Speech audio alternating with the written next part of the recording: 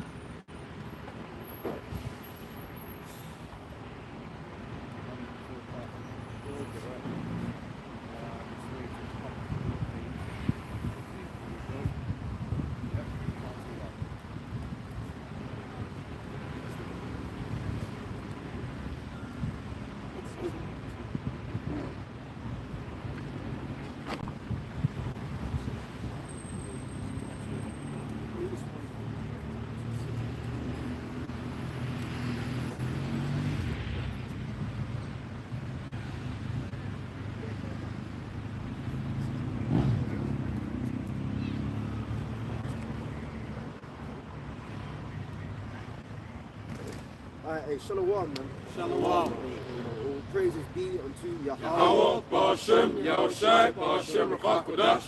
Double honor to the elder apostles, the elder bishops of Great Millstone, people of the world, to us is truth. Salutes unto all you archers, shalom to the archers of Ruach and Yahweh, Yahushai, Ba'ashem, another camp day. And yeah, man, every brother's got. Go into that, though. What we can do, we could probably hit Revelation 18 at one point, get some prophecies and that, and what's going on, things of that nature, but we've got opening scriptures. I have Psalms 83. Yeah, you can bring up. Right, this is Psalms 83 verse 1. Keep not thou silence, O Most High. Hold not thy peace, and be not still, O Most High. For lo, thine enemies make a tumult, and they that hate thee have lifted up their head. They have taken crafty counsel against thy people, and consulted against thy hidden ones. Now there's keep not silence, O Most High, yeah. People like say, who's Jake in the world, will be like, if it thunders, it'll be like, oh, God speaking. Yeah, okay, whatever, but how does the Most High speak? He speaks through prophecy. Right? So when the scripture says, like, people think, oh, if there was a God, yeah, but the Most High is speaking. It's just that you don't know how to tune into his voice. If you look what's going on in prophecy, you'd see the Most High speaking, right? The scripture says someone can hold that 2nd Ezra 15, verse 1 and 2, and then we'll go back to Psalms. So you know the Most High ain't, I'm not too sure. No, God is speaking. You just can't tap into that frequency because you ain't on the right radio frequency, man.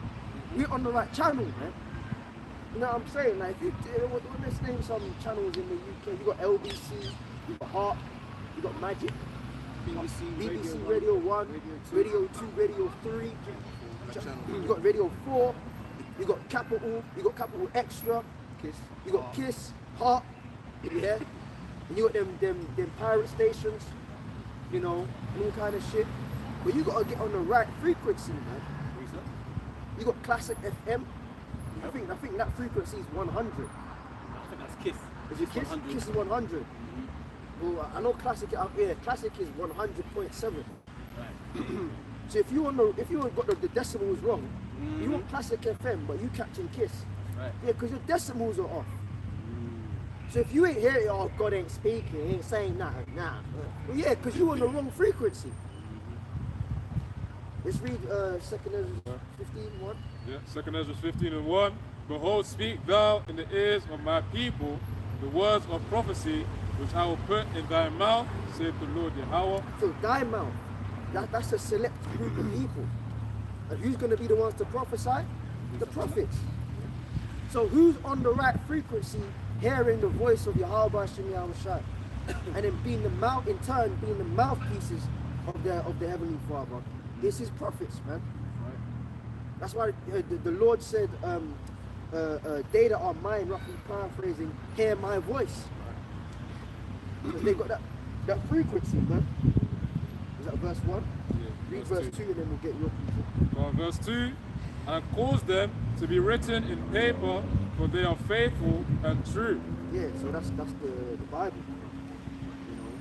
So you got people, you got them Christians, man. You go in a Christian household, man.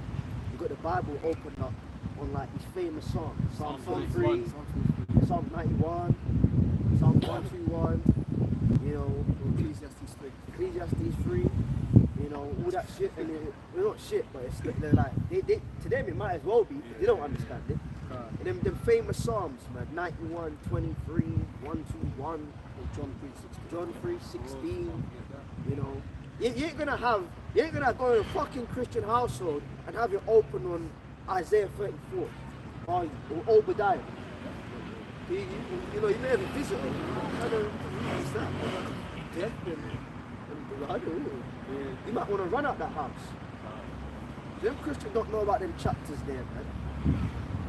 Here it is. You got a whole book, and you only know a select few pages, and at that you're wrong anyway. You ain't got the frequency, man. Hosea 12:10.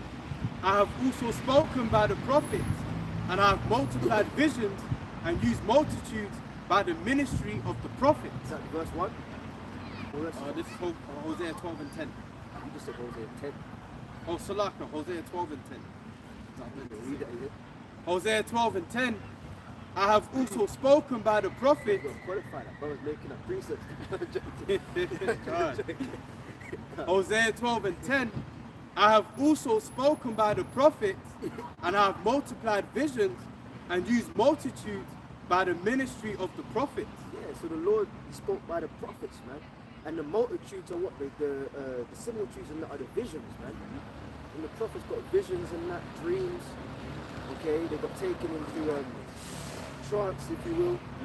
You know, for example, Ezekiel, is it 37? The valley of the dry bone and that. You know, that weren't no just little dream he had. You actually put him in like a vision, man. You know, so he was in the valley. You know, valley's a lowland. So he's looking up at the higher terrain above him, seeing the skulls, the bones. That's a terrifying thing. You know, that's why the prophets used to get sick in that. Because when they got them visions, man, it was an intense, you know, 3D, vivid playing out what the hell was going on. You know, you got Apostle John the Beloved. You know, he saw World War III play out, man. He saw World War I, II, and III. You know, all right. He saw he talked about the scorpions and that, the World War I planes, the locusts, all of that stuff there. Mark of the Beast. He saw people lining up. You know, lining up, man. Putting that hand out, man. Okay? He saw the temple, desperation. Yeah. You know. So you want to talk about, these celebs get compromised. The whole world's about to get compromised. You know. The question is the Holy Spirit with you and me to not get compromised? Because you roll up, you know, the C19, man. That was a major compromising. You know, These pop-up centers where people yeah. up. They sent that text to your phone, yeah, and you fucking complied, man. You people in the world, you got compromised. You took off that suit jacket, that blazer, yeah. You rolled that sleeve up, man. You know, you talk about celebs in the world bending over tables. You motherfuckers are the same, man. You rolled that sleeve up. Yeah. Some Northern Kingdom, you know. What do they call them? In the medical world, people that do injections, they call them phlebotomists. Yeah. That word even sounds off, man. Bro, somebody look it up. I ain't trying shit, bro. Let's qualify that, man. In that qualifying spirit, man. I think it's PHL, phlebotomist. That sounds wrong. The meaning of in the Google, phlebotomist is a medical professional who is trained to perform blood draws on children and adults. See, it's the same thing. Whether you're taking blood or putting stuff in you, they're the ones that are trained to, you know, you go to, they flick you, they put that blue tape, the blue fingers, all kind of weird ass shit, man. You know, next thing you know, small pinch, look away, small pinch. You know, next thing you know, you see your blood getting drawn in a vial and shit. You know, or you get them injections as a kid, they give you a sticker. lollipop. Get me? Remember them days? I remember them days, man. Wow. You know, yeah. You know, you know, you know, you're a good little boy, Johnny. And then they, you know, they give you a little gold star, and you go back to school because your little boy is fucking just. Yeah, look at me. You know what I mean? You win there, man. But it's a phlebotomist, man. Them phlebotomists be fucking either taking your blood or putting shit up inside of you. So there's a come on, you let some 4'11" Latina bitch, okay, look away. She don't even know what's in it. You know, okay. Yeah, It's because the those spirit sheets. you said that, because the last time you were after the hospital and shit. It was a fucking Asherite, man. It's kind of cute and that. So, okay, look away.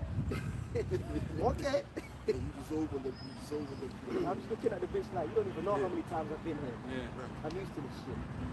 Can I say something? Because they don't even know what they're putting in the people, because when they were giving out, they call them the inserts in the boxes, which is supposed to tell you what the medication does and what's in it.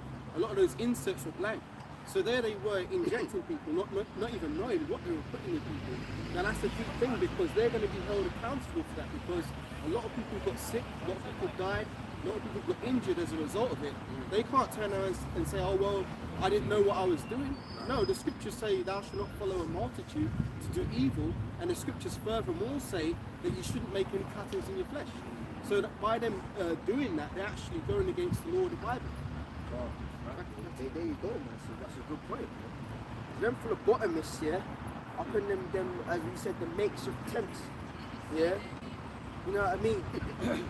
Remember, I remember I used to work in a major hospital in the area in central London and that, opposite the Shard and stuff.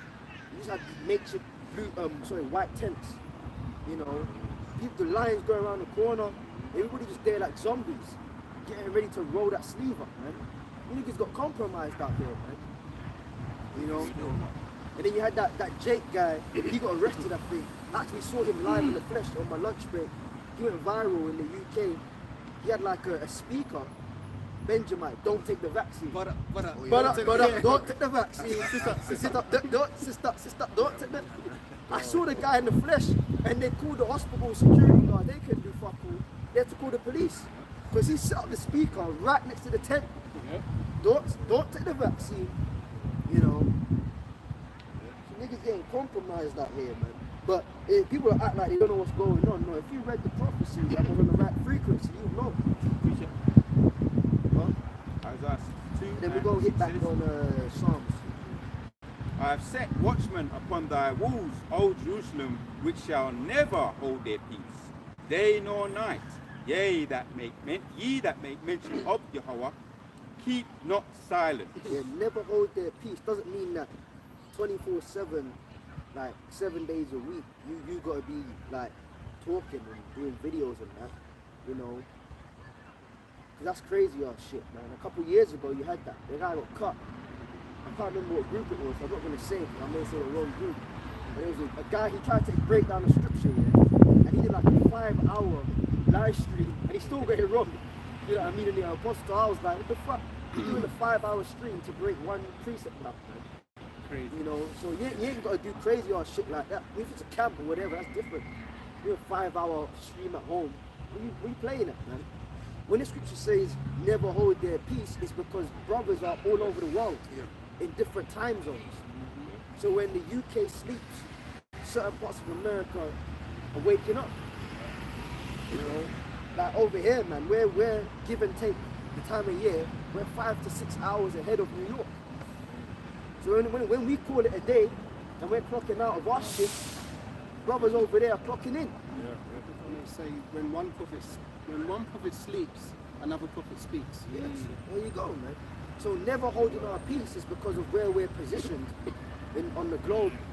You know, you always got brothers doing shows, man. You know, they are in our finish. Finish off in 7, Isaiah 62 and 7. And give him no rest till he establish, until he make Jerusalem a praise in the earth. And it's the same thing. We, you know, from the elder apostles, the elder bishops from down, all the brothers, we be feeling each other 24/7. That means we're also complaining to the Lord 24/7. So it says, until he make Yerushalayim a praise in the earth. That means, that's a beautiful thing. In the ears of Yahweh, Ba'ashem Yahweh Shai, they're just continually hearing brothers, man. Praying, doing shows, things of that nature, complaining to the Lord, when you go save us, you know. And then on top of that, you got the Israelites that pass on. Yep. Because guess what? You could have a wicked niggas die every day, right? You got brothers in the truth that pass away. What do you think they do when they go to the spirit world? They complain. But then you got niggas in the world that could be a grimy ass nigga on the earth. He's corrected when he goes to the spirit world. So even the most grimy ass nigga in the world, when he dies, he starts complaining in righteousness. Yeah. Because when you go back to the spirit realm, you ain't a nigga no more. You see, you know the whole deal. You know you're an Israelite. You automatically become righteous, and you start saying, "Oh Lord, man, when you gonna come back and save our people on the earth?" So even you could have the most grimy ass nigga. If he dies, man, he's on your team in the spirit realm, man. So you got the prophets on the earth complaining to the Lord continually until he make the rush of them a praise in the earth, and then you got Israelites that have passed on and are now in the spirit realm. They're doing the same thing. That's what it says. It's your Father's good pleasure to give you the kingdom. You also got the parable of was it the unrighteous judge? The woman kept yeah, someone can hold that in the background. We'll get to that. I'll hold that. Yeah. Yes. Just to add what he's saying, Captain. Luke 21:15. For I will give you a mouth and wisdom which all your adversaries shall not be able to gainsay nor resist. The mouth and wisdom is the scripture. If you come out here, or I come out here, and you talk out, that's why we read out of the Bible, man. You know, the camp and the videos, it's not a arena or opportunity to chat shit. You got people that do that, and then if they get any opposition, they get confounded. The mouth and wisdom that your adversary will not be able to gainsay or resist is speaking the true breakdowns of the Holy Scriptures. Because don't anybody that comes up against this truth, if the wielder of the sword, if you will, because the Bible is a two-edged sword, if he's an experienced person with the sword, he ain't gonna be able to get confounded by any other philosophy. You know? No person that really knows the Bible is gonna get confounded by a Muslim or some New Age person or whatever, Christianity. You understand this Bible properly, ain't nobody confounding you. Not because it's your mouth per se, but you're just the tool. We're just tools of the mouth of the Lord. And the mouth and the mind of Yahweh Hashem Yahweh Shai is found, or a segment I should say, of the mind and mouth of Yahweh Hashem Yahweh Shai is in these holy scriptures. So neither your adversaries would be able to gainsay. That means to get one over you. You got people that come up, you know, in that kind of spirit from time to time. They act like they got a genuine question, but really it's to try and get one up on you. You know, you know, and the Bible don't really give an answer for that. And if you don't know, they'll be like, see, so the Bible don't know everything then, does it? And they give you that look like, yeah. It's the same. It's like, nah, They did the same thing to Yahweh Shai, trying to ask him sly questions to catch him in his words. yeah, that's that one-up spirit, man. You know, so it's like, nah, man, it don't work like that, man. These sly bosses, they act like they're on your side, but it's like, nah, That's what you know. And it's like, what the hell, man? What, you think you're gonna come here and cut me and then be like, oh, all right, well, you know, okay. Nah, man. You ain't gonna get a one-up or nothing. So every time somebody comes up against the truth, it's a guarantee they're gonna leave humbled or proud and looking stupid. So tell to the next.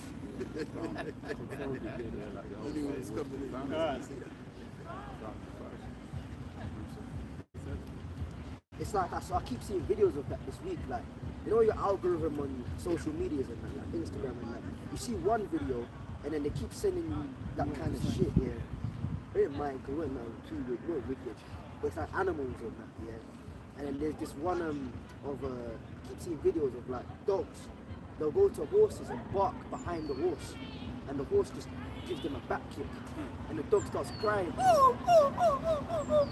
But before it got kicked, it was barking back, thinking that it can go head to head with a horse. A horse is like, I don't know, 10 times bigger than a dog, man. Like, you know what I mean? Probably 50 times bigger than a dog, man. So the dog is doing all this bad barking, and the horse has enough and gives it a back kick, and sometimes the dog dies. You know, the neck breaks and the dog dies, or if it's not that hard, or hits it a certain way, the dog will run off crying.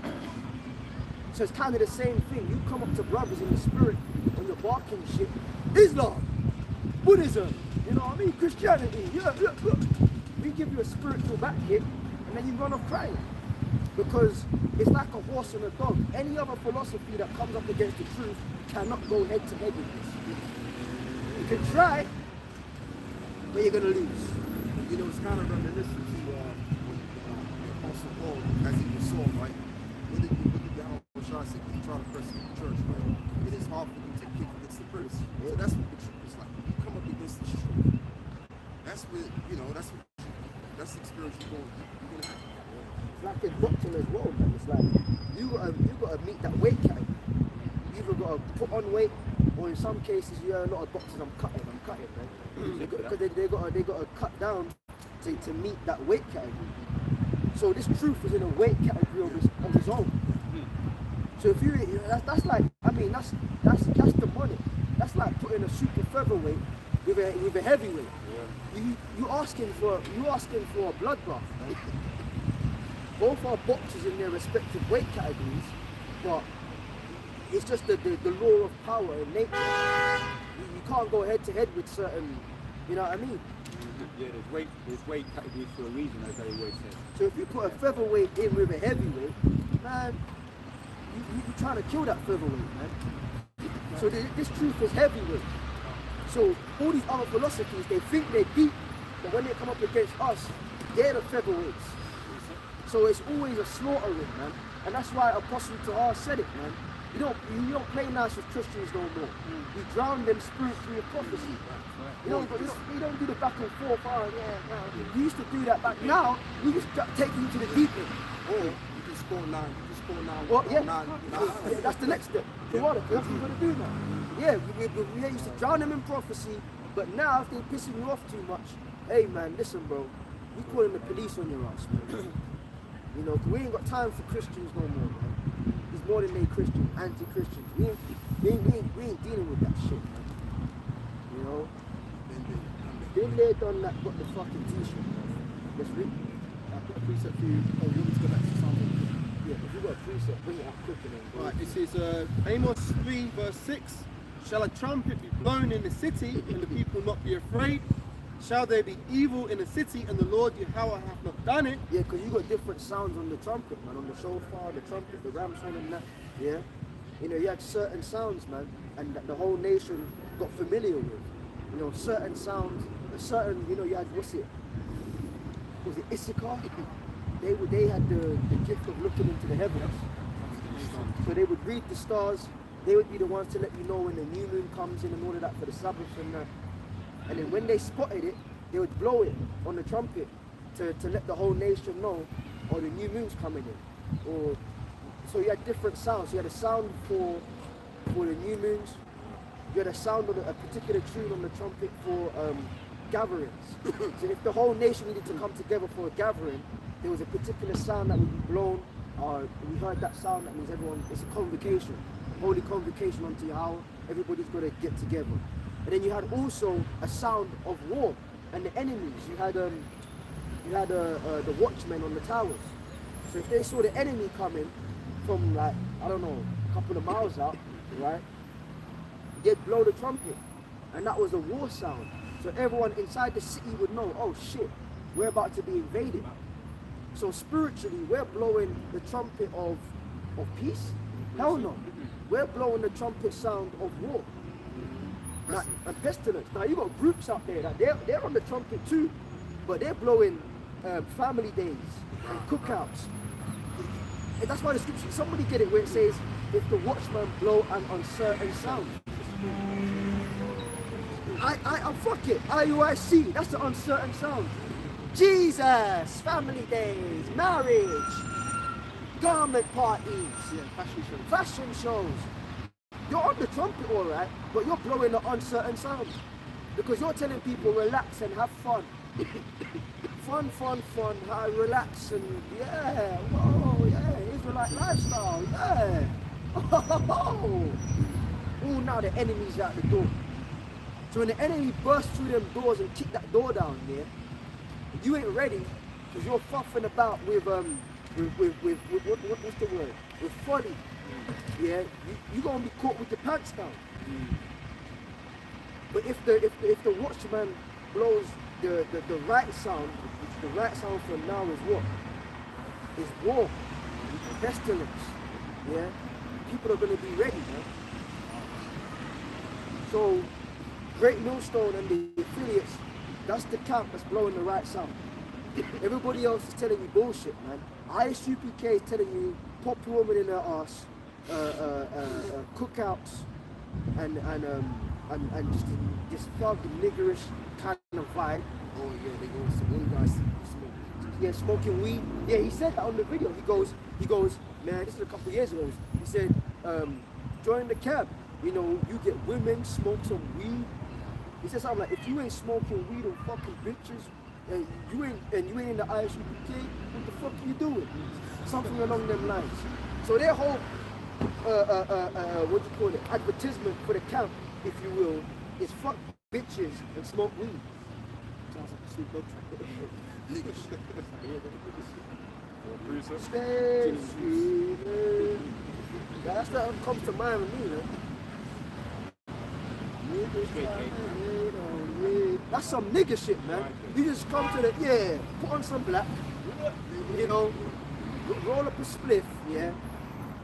You know, if you ain't fucking bitches sipping yak and smoking weed, what are you doing? So they're trying to make it seem like that's the highlight. No, what the fuck are you doing, nigga? That ain't right, man. The Lord didn't call the 12 to do that, man. Yo, Peter, come with me. Andrew, come with me. So now they give you a license to do it now. The license to do that shit, man. Imagine that the Lord was doing that. Yeah, Thomas, man. That's the goal. Yeah, get the chip and yeah, yakking it up and that. Hey, man, this is weird. Yeah. See them Edomites here, they try to exalt the voice and start laughing at them. Yeah, especially the men. Yo. Fucking hell, man. You know what I'm saying? Someone read something, bro. This is verse. That kind of threw me on. Like, Okay, I didn't finish the one I had. It's lucky. I was reading Amos 16, verse 6. it might sound weird, bro. Shall a trumpet be blown in the city and the people not be afraid? Shall there be evil in the city and the Lord Yahweh have not done it? Surely so the people not be afraid. So we ain't pushing fear like be afraid, but we're pushing fear in terms of let's get our act together. Because the enemy's outside. Things are, Yahweh, Ba'ashem Yahweh Shai, is making things take place right now. Okay? So get it together, man. And that's what we're doing, man. You know, that's why the scripture, somebody can pull that, where, maybe Aaron can look out where it says, blessed is he that keepeth his garments. You ain't got them garments, so you're gonna get caught naked, bro. Spiritually speaking. She's off, yeah? Yeah, of course, yeah. It says, surely the Lord power will do nothing, Yeah. but he revealeth his secret unto his servants, the prophets. See, that's the frequency, man. So the secrets of the scriptures, you can say God's not talking. No, because you're on the wrong fucking channel. The Most High is talking, but the secrets are revealed to the servants, the prophets, man. So if you understand this word and you're compelled to teach it in the spirit and power of Yahweh Shem Yahweh Shai, yeah, that's the Lord dealing with you, man. Abu Ratazar, we're on the right frequency. And in the right frequency, you know sometimes back in the day over the year, you're halfway on it, but you're halfway off it. You can hear two channels at once. Yeah. And you get that fuzz in the background. Because you're not really on it properly. You're not fully on the right channel. You're not fully on the right channel, the right frequency. So these other camps, that's them. Yeah. You're kind of on it, IUIC. If you're talking Jesus, you're not really on it. Oh, you're an Israelite, 12 tribes worldwide. Okay, 12 tribes in Israel, that's correct. But then you're talking Jesus? Yeah, there's too much fuzz. There's too much fuzz in the background. Also, you got these camps too, like these offshoot camps that they'll take a little bit of everything, and then that's their camp. So they'll run a little bit of GMS, ISUPK over here, and that's their style. Yeah. Okay, yeah. You got people they like the attitude of ISUPK, the appearance of IUIC, but a little bit of the doctrine of GMS. And then the fun days of what's the other one, man? It's basically a church. ICGJC, all that shit, man. You can be fucking confused, man. There's fuzz. That's why you gotta have, to be on the right frequency, you gotta have it all together.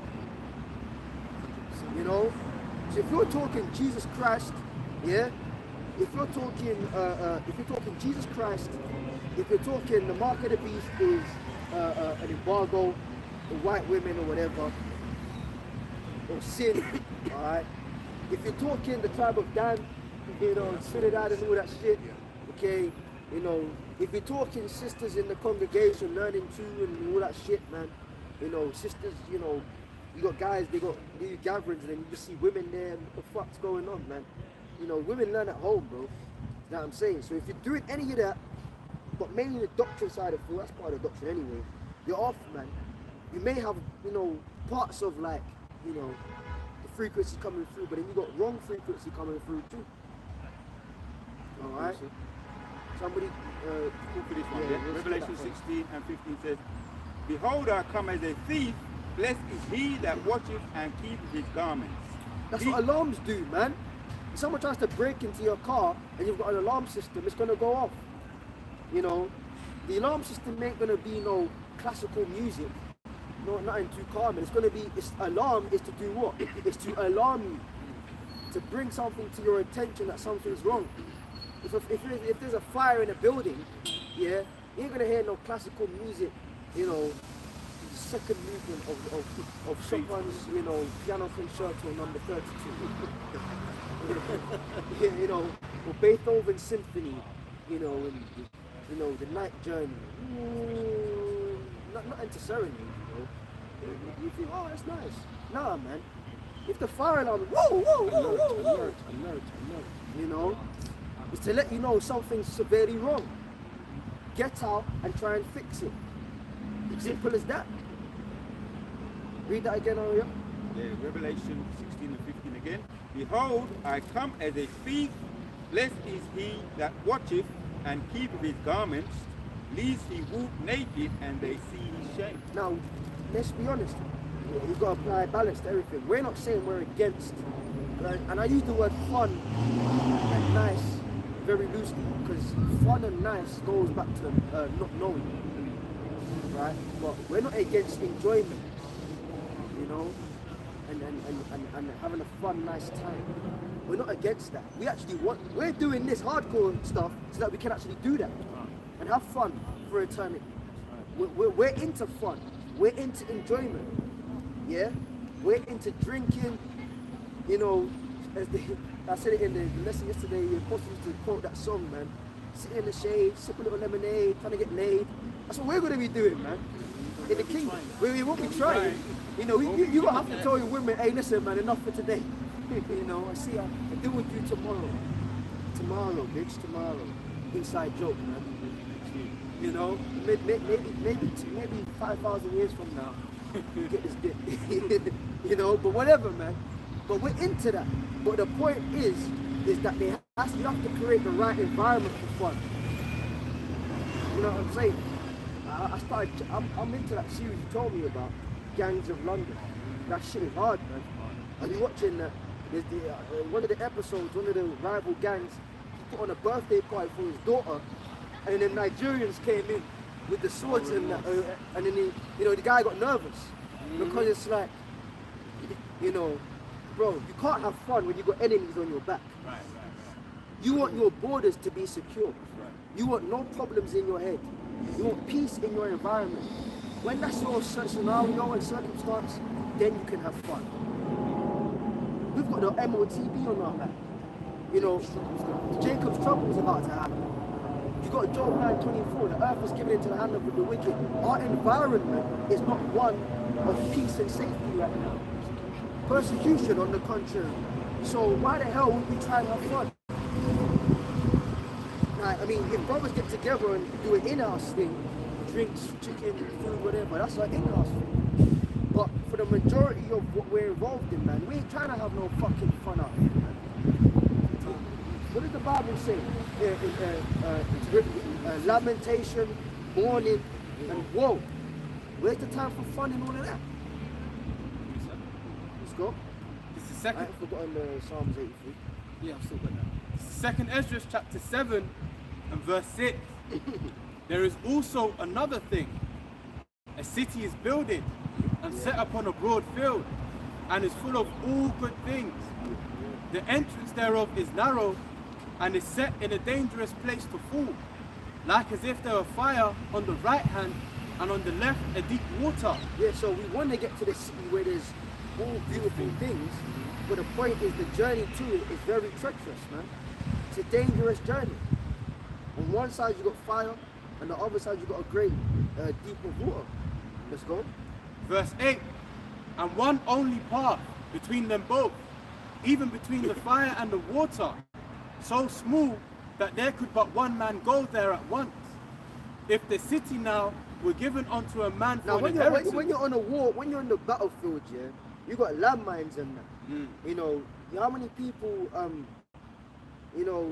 their face is half blown off, their leg is blown off, because they take one wrong step, and before you know it, yeah, we were talking about the roller coasters and that before, yeah. You started to put the cameras on. It's like certain horrors in life, it happens faster than your brain can process it. You know how horrifying and horrible that is? That certain horrific things can happen faster than your brain processes it. Case in point, they say getting shot in the head, you die before you collapse to the ground. Now the Lord is the king of terrors. He could have a bullet in your head and you're still alive. But the point is, according to like physics and the natural way of things, if you get a bullet put in your head, yeah, you will die and be unconscious of it all before you can even fall over. I remember a family member had a friend here, older family member had a friend, and she caught a stroke. It was a heart attack, and her blood pressure was so high. And they did the post-mortem and stuff like that, and all of that stuff. And her levels were so off. They said when she collapsed and died, she would have been unconscious before her head hit the ground. Her vitals were so off that it's not like, oh, she felt the pain of falling over and dying. She died on her feet, then collapsed. Because certain things happen so quick, or so vital, it's too far gone. Before your brain and body can process the unfortunate thing that's happened to you, you out of there. You know? So it's like you walk on a landmine, boom! Before you realize my leg's gone, oh! You're bleeding out to death. You don't even realize it. Okay? So that's the narrow path, man. Because we're on the path, but it's like every footstep that you take, you have to be very careful, meticulously calculated through the Holy Spirit. Because if you just take a blasé step, yeah, you know what I mean? That confident stride, yeah, that careless stride, yeah, that could be it for you, man. You slip, you didn't try to catch your balance and that. And now you're gone, man. Now you either fall into the great deep or you fall into the fire. So yeah, the city is beautiful, but the journey to the city is quite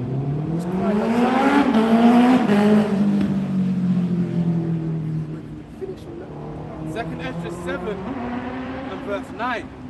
If this city now were given unto a man for an inheritance, if he never shall pass the danger set before it, how shall he receive this inheritance? See the danger set before it.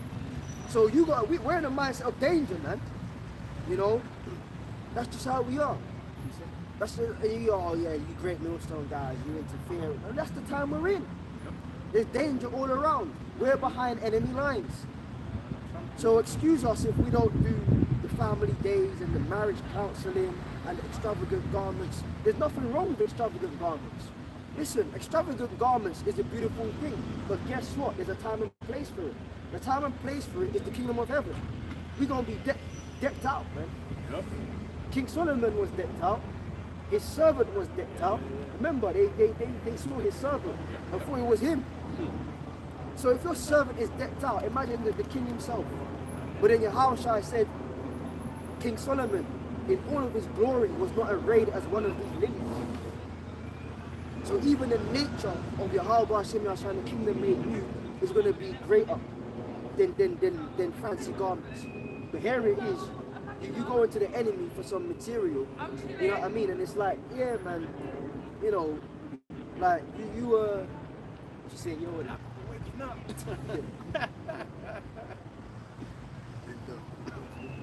You know? It's like people, you get gold, yeah, and it's like, bro, you dying fucking gold, man. That's some plastic covered in yellow.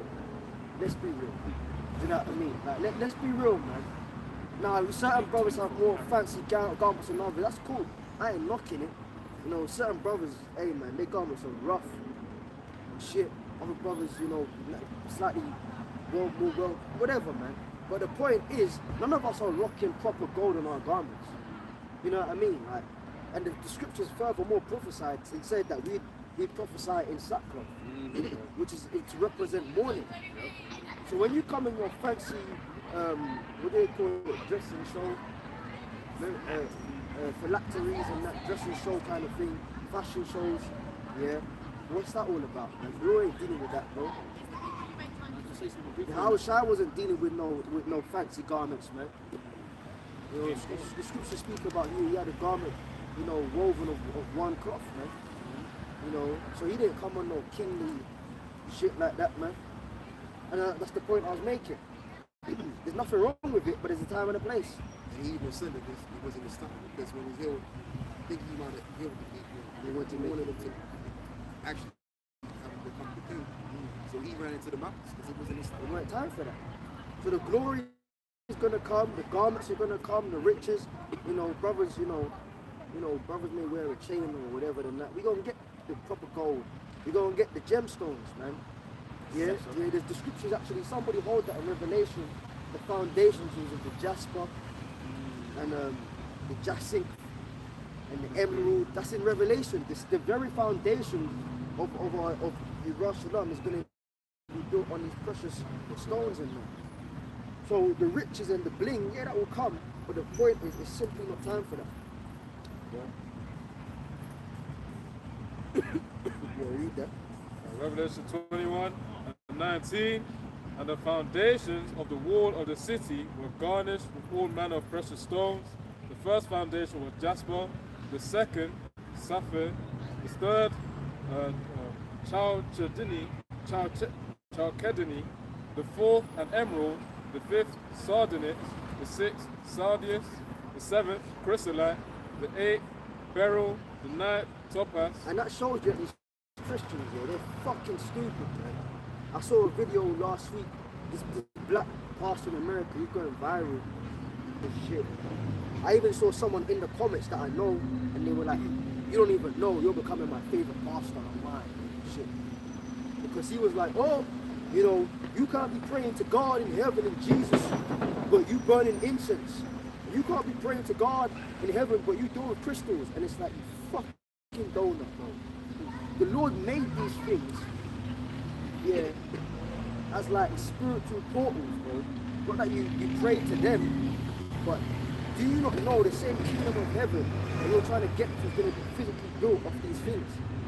Have you not read about the breastplate of the high priest, which had all the different stones in it, the 12 stones in there? You know?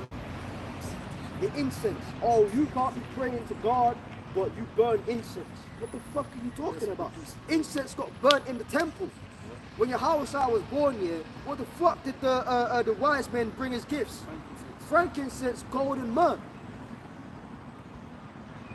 So what do you think they were doing with that? Looking at it. Like you go on holiday, you buy a little ornament, or what do they call it? Souvenir. Oh, that's nice. Fridge magnet. Oh, they got them things because those were used in the ancient world. But the ignorance of Christianity is that because the left hand side, you know, witches and that, crystals and all that stuff, yeah. Oh, they just associate it with left hand side. But what you got to remember is that the left hand side is not a creative side. The left hand side is copyright. I'll say that again. The left hand side is not a creative side. The left hand side is copyright. It can only use that which is righteous and turn it to be bad. But the left hand side isn't a creative side.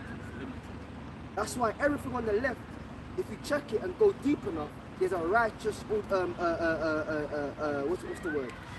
Alternative to water to that. Because you don't start with the wickedness, it's just that you have righteousness and you flip it on its head, what do you get? You get wickedness. So the incense and the crystals and all of that stuff, that's not wicked. Yeah? You know? Yeah, Columbus first. Right. This is Exodus 30 and verse 1. And thou shalt make an altar to burn incense upon, of shittim wood shalt thou make it. So hold it a second. You got these pastors talking about you can't pray to God and Jesus and burn incense. Well, the temple had an altar where incense was burned. And by the way, we get the little chalices and the burners and that. That's all military shit, man. In the little fine crystals. Yeah, hey man, you had an altar the size of the camp. Frankincense the size of the sign. One piece could be the size of the sign, man. You could take 2 priests to put it on there. How about that? In the big loads. And just think, things were a lot more bigger back then too. Yeah. You know? Because remember, they say the cubits in that, yeah? A cubit is, or certain measurements, is a grown man's elbow to his fingertip. That's a cubit, if my memory serves me correct. But remember, over the years, man's age has gotten smaller and man's size has gotten smaller. So a cubit of today is probably much smaller than a cubit of the ancient world, because men were bigger back then. So think of the biggest brother today, 6'5", muscly, big. Men back then were probably almost half that size bigger. So a cubit could be wider than that, man. You know? There's nowhere in the ark and that the Lord told him that the measurements, the cubits, the shitting wood, the gopher wood, all of that stuff, man. You know? So run that again in Exodus. Exodus 30 and verse 1 again. And thou shalt make an altar to burn incense upon, of shittim wood shalt thou make it. And it goes into saying a cubit shall be the length thereof, and a cubit the breadth thereof. It gives the dimensions of how big the altar should be, going into ties into what you're saying. Yeah, so there you have it, man. So for you to say, oh, the incense is off and that's witchcraft, you don't know what the fuck you're talking about. You know? What are you Christians burning? What are you doing, man? You just in some stinking ass church, yeah, smelling of sweat and funk, talking about, you know, have you ever, I remember back in the day, man, you go to church, that sanctuary smelled like funk, man. Yep. Stink ass armpit. Yep. Yeah, frowsy ass women in their dirty wigs. Yep. Jumping up and down, sweating in the place. You know, that hot breath. Yep. Yeah, fuck it, man. We gonna expose you niggas, man. The smell of church is just dirty, man. It's unclean, brother. Yeah, it's unclean. It's a dirty ass smell, man. You may be in the outside, the foyer, before the auditorium, Trying to catch some breath. it's all okay, yeah? And then you walk through them double doors into that sanctuary, it's like, whoa, it's a bit thick in here, bro. Think about it, man. Now, them Catholics, for the first time and probably the only time, they get a pass. Them Catholics, they be burning incense. So, but because they're in the wrong vibration, even if it's overwhelming, it's a bit off, but their churches don't stink. have to When you go go to black church stinks, man. As long as it does, that's perfect. Yeah, just to keep it I'm being real, man. You sit on them streets, you be smelling pussy and that, man. But if it falls, You know, them women there, what? That's all. You know, Next. all kind of shit, man. You know. I've you and hey, man, you see a lot of shit on Instagram. I used to follow this guy. He's like a jazz. He's really well known in, because a lot of these brilliant musicians, they start in church and singers, man. So there's a guy in America. If you brothers are into the music, you know what I'm talking about. He's like a household name now, in like neo jazz and stuff. Corey Henry, he started out in New York, I believe. Some of the best musicians come out of New York, man. In church cats, right? Corey Henry started in the church, playing on the hammers, yeah, the organ, man. And now he's kind of branched off and doing jazz. He plays with what's the name of them guys, man? That group, man. Can't remember the group now. Start Puppy and them guys there. Into music and jazz, you know what I'm talking about. Certain brothers are into that. But he's all started in the church. You got all these church musicians and they be like, listen, man, you know the bench for the organ is wooden, yeah? And I saw a couple of months ago this guy saying, man, you musicians, man, when you serving God, you're gonna wash your ass, man. Yeah? And it's true, because you could go on the piano seat and you're smelling the funk of the last organist, man. Yeah. And it's like, I don't know what it is about organists. They always have dry ass hands and their ass stinks, man. So you go to play the instrument after them. And hey, bro, I'll be real, man. Hey, brothers, I used to play instruments, man. So I know about that band pit, man. That band pit be stinking, man. Church, I'm being real. It sounds funny, but I'm not trying to be funny. Black church stinks. Yep. The men stink, the women stink. You know, you see the guy takes off the suit blazer, and his shirt is soaked in sweat. Yeah. The back- Pulling out the handkerchief. I talk about sweat, yeah. Do you know, somebody look it up, to show you that it's complete contrary to the temple. Do you know the priests had to wear linen so they wouldn't fucking sweat? Because you couldn't sweat in the presence of Yahweh. How about that? How about that, man? If you want to take it there, you can't fucking sweat in the presence of the Most High. Yeah, heavy. Because you'll say, man, hey, bro, you sweating, man. You stinking, man. Hey, I gotta go, man. The Most High don't do dirt. How about that? Another brother can pull it up. And the other scripture where you shit, you gotta go outside the camp.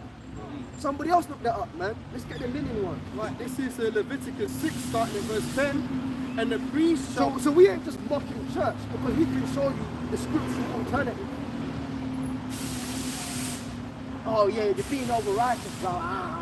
Yeah, okay, cool. Let's read the law. Yeah, this is Leviticus 6, starting at verse 10. It says, and the priest shall put on his linen garments, and his linen breeches shall he put upon his flesh, and take up the ashes which the fire has consumed with the burnt offering on the altar, and he shall put them besides the altar. Right? And he shall put off his garments, and put on other garments, and carry forth the ashes without the camp unto a clean place. Where's the part where it says that so that he wouldn't sweat before the Lord? Alright, let me find that for you. That's the point I want. Because them churches, they be sweating and stinking it up. And if you got the pastor, you have his handkerchief. The handkerchief and his hair. On his bald head. Yeah. You know. Shining like a Malteser. Yeah, why that flat, that handkerchief, man. Oh, yeah, I think I've got it, yeah. Go on. Ezekiel 44 and 18. And they shall have linen bonnets upon their heads, and they shall have linen breeches upon their loins, and they shall not gird themselves with anything that causeth sweat. You see? And that's why the Bible says you can have different garments of different materials, but whatever you make here, it's meant to be of that material only. So we're all going off. Because your boxers could be cotton, your socks could be cotton, but then you could have a polyester, something else, and then a cotton hoodie, but then a silk t-shirt, whatever. That changes your body temperature. Because your body, the clothing you're meant to wear, is breathing you off, man. All these fucking polyester, a lot of cancers. They talk about men getting prostate cancer. I saw a video the other day because a lot of men, they wear them brothers that, hey, I can't tell you what to do, it's just advice, but wear cotton boxers. Wool. Because you wear them polyester joints, that rubs off on your skin. Next thing you know, oh yeah, prostate, yeah, you got cancer on your ass. Yeah, why? Because you're constantly putting bullshit food in you, and the clothes you wear, the material of it actually rubs into your skin. Your biggest organ on your body, and it's not medical advice, we're just talking, but the biggest organ on your body is your skin. As they say, if you would not put it in your mouth to eat and swallow, don't put it on your skin. All these Nivea and all that. Oh, hey, brothers do that. We ain't trying to push no overrice vibe, but if possible, use coconut oil to moisturize your skin. Use olive oil in the winter months. It's a bit thicker. In summer, that may burn you up, but in the winter months, I use olive oil on my skin. In the summer months, I use coconut oil. These things are anti-inflammatory. Yeah, you got what is it? Baking soda and coconut. Bro, baking soda and coconut, man. Beautiful combination. That will keep your skin moisturized, man. Because that seeps into your skin. All these fucking deodorants and that. I don't know if I used to get that. You know, sometimes you put the deodorant on too much. It will cause bumps in your armpits. And then because what that is clogging up your pores. So now your pores have to sweat it out. It takes about 2 weeks for that shit to go down. You know, but I don't do that shit. And what that does too, that keeps the toxins in your body. Because what you're meant to do is use coconut oil under your arm, and it's a good antiperspirant, man. Okay, so if you wouldn't put it, that's a rule of thumb. If you wouldn't put it in your mouth to eat, don't put it on your skin, because your skin will take it in. You know, all right. It's as simple as that, man. So even the clothing you wear all these mixed fabrics here. It's like it disorientates your body. Because your body's like, whoa, I've got cotton on my feet, I've got polyester on my boxers, I've got silk on my t-shirt. Like the people talk about, oh, I'm always hot or I'm always cold. Check what you're wearing. Because your body's trying to regulate itself, and all these different textures are on your skin, it's fucking it up. It's confusion like your stomach. I don't know, let's just say, I don't know, you took a massive tablespoon of honey, and then you drank milk, and then you drank wine, and then you fucking ate porridge all in one go. That don't go together. You're gonna get a stomach ache because your body's like, what the fuck is this? And then what the fuck is this? And what the fuck is this? And next thing you know, you got a stomach ache. It's the same thing with your skin. All these different materials, your skin is saying, what the fuck is this? Oh, I got eczema, I got a rash. And then I heard it on the radio the other day. I didn't do a video this week, Lord willing, I wanted to. Maybe the Spirit will do a video next week here. There's something called, somebody look it up. Dandruff. D-A-N-D-R-A. Perhaps it would be spelled. Dandruff. When you go home, take a fucking shower, man. Because we're going to look what dandruff is. And then we're going to go back to Leviticus. Not dandruff. Not dandruff. Dandruff. D-A-N-D-R-A. The radio host said what it is, and I was like, what the fuck is that? That's crazy, that shit. Maybe spelling it wrong because I heard it, I never actually saw the word spelled. But I'm guessing that's what it's called, dandruff.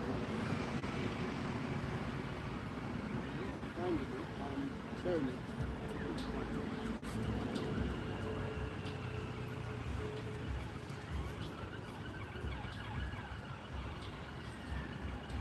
Or if you put in dandruff air particles.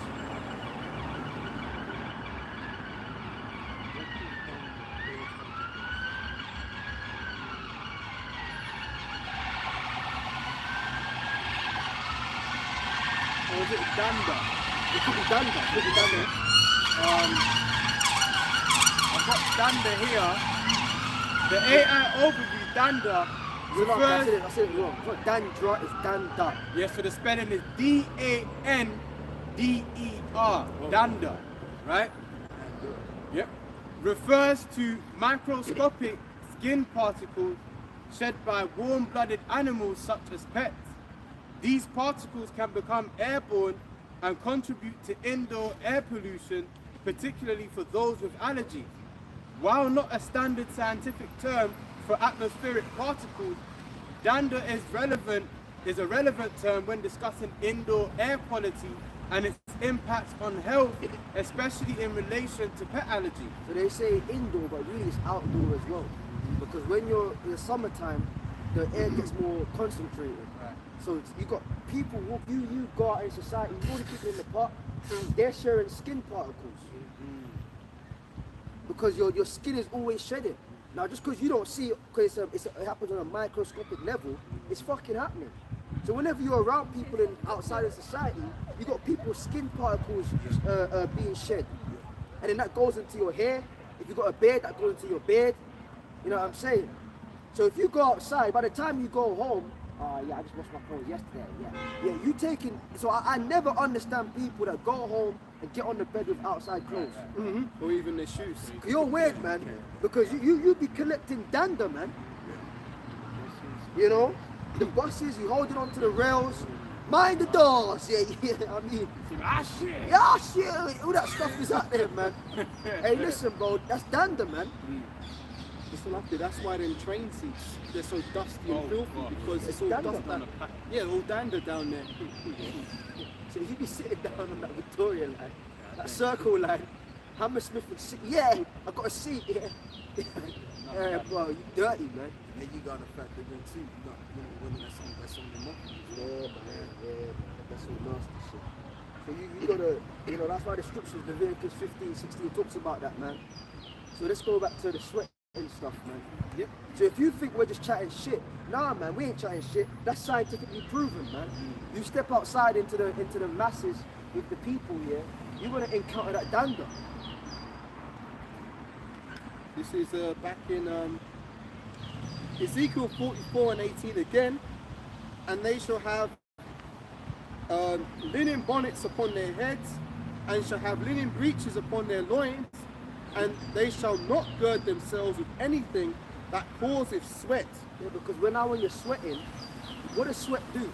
Now you got some scientists, they're demonic, man. They purposely put the wrong info out there, even though it's already been scientifically proven to be otherwise. Because they want people to indulge in dirt and sin. They say, oh, sweating doesn't release toxins. Yes, the fuck it does.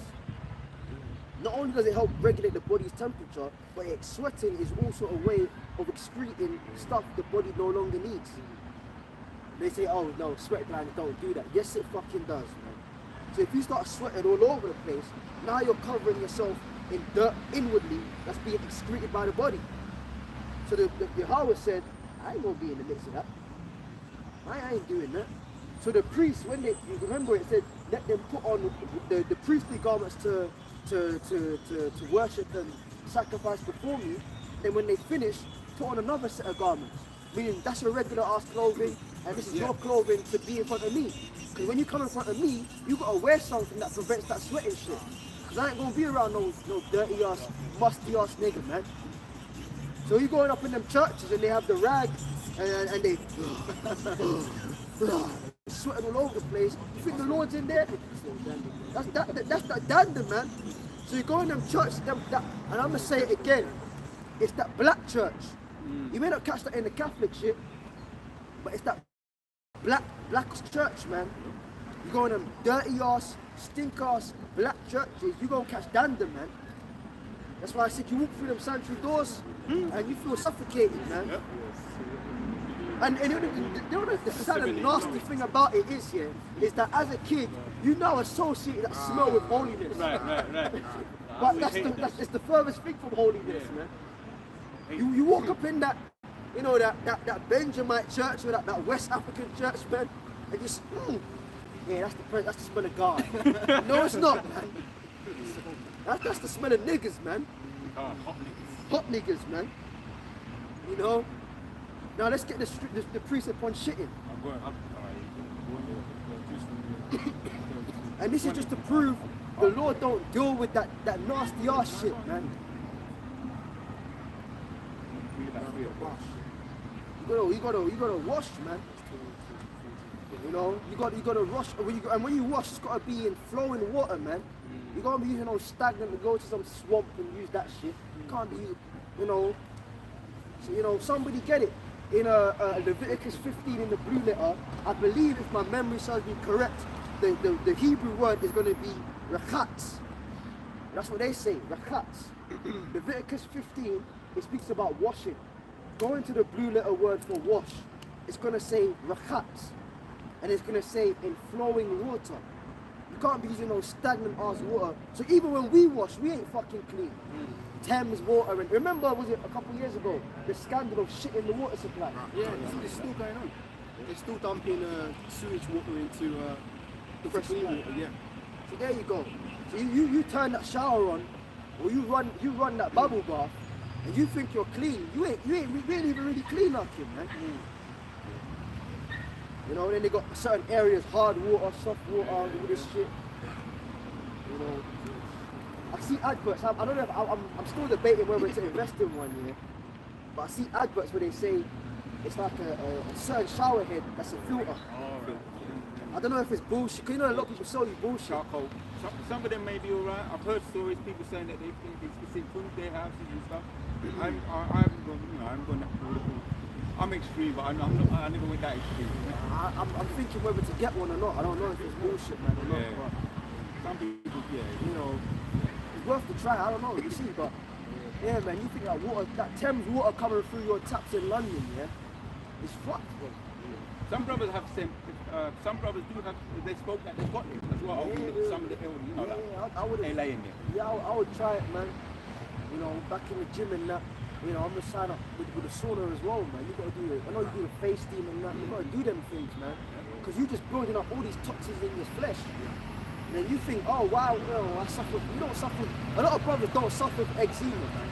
It's just the filth and the conditions that we have out here. You start thinking, oh man, the Lord made me fucked up. To a degree, yes. But to a degree, you ain't that sick, brother. It's just the environment that is fucked. You know what I mean?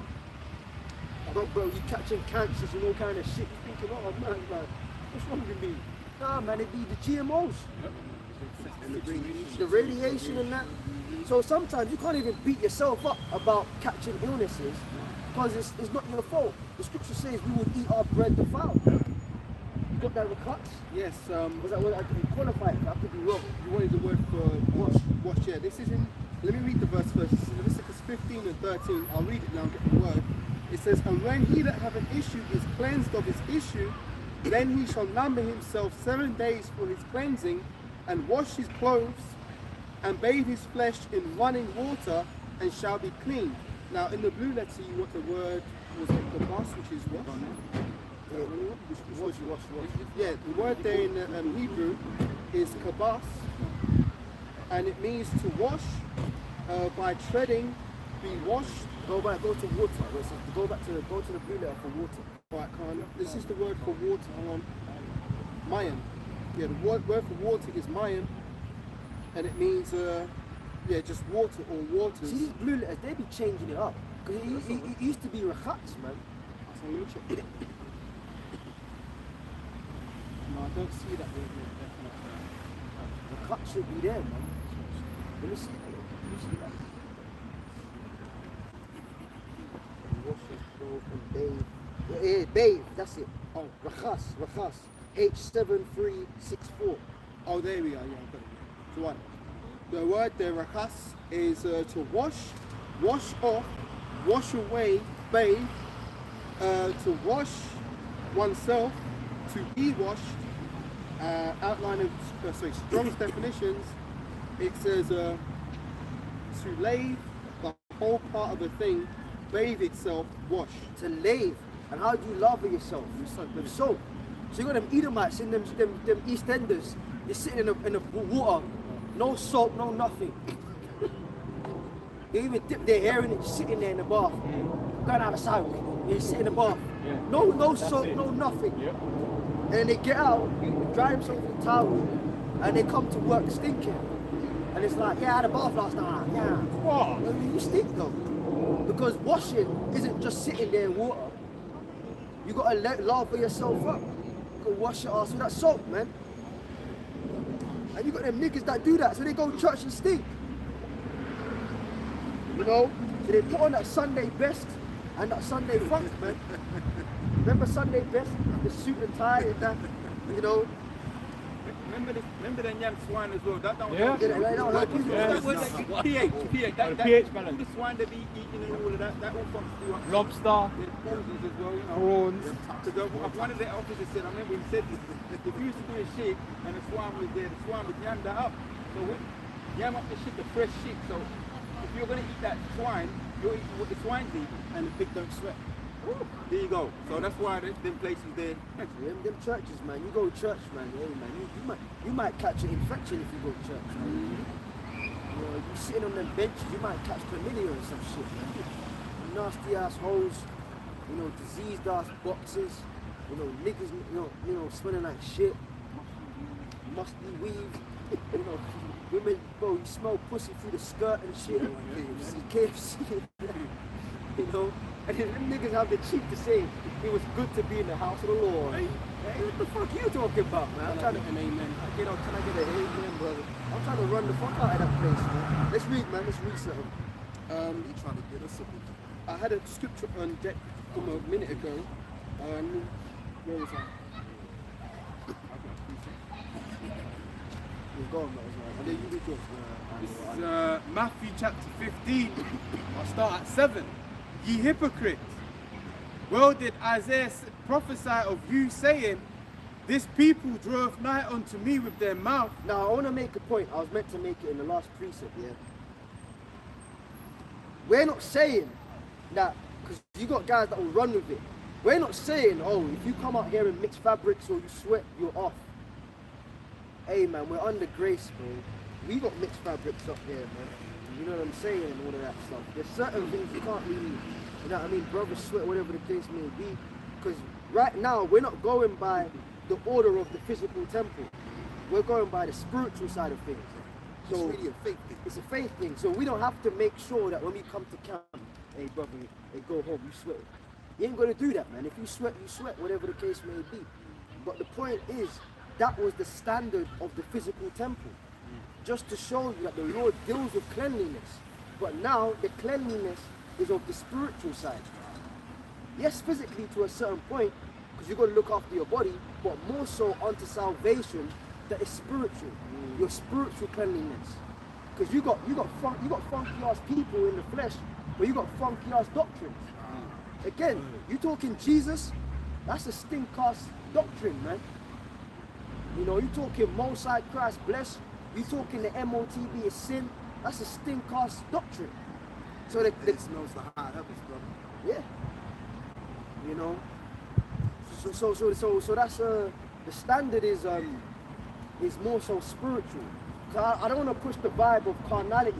You know what I mean? Now brothers, oh well, my garment, and oh my God, and I'm not gonna get beamed up into the shit because you know I sweated and I gotta, you know, nah, man. You know.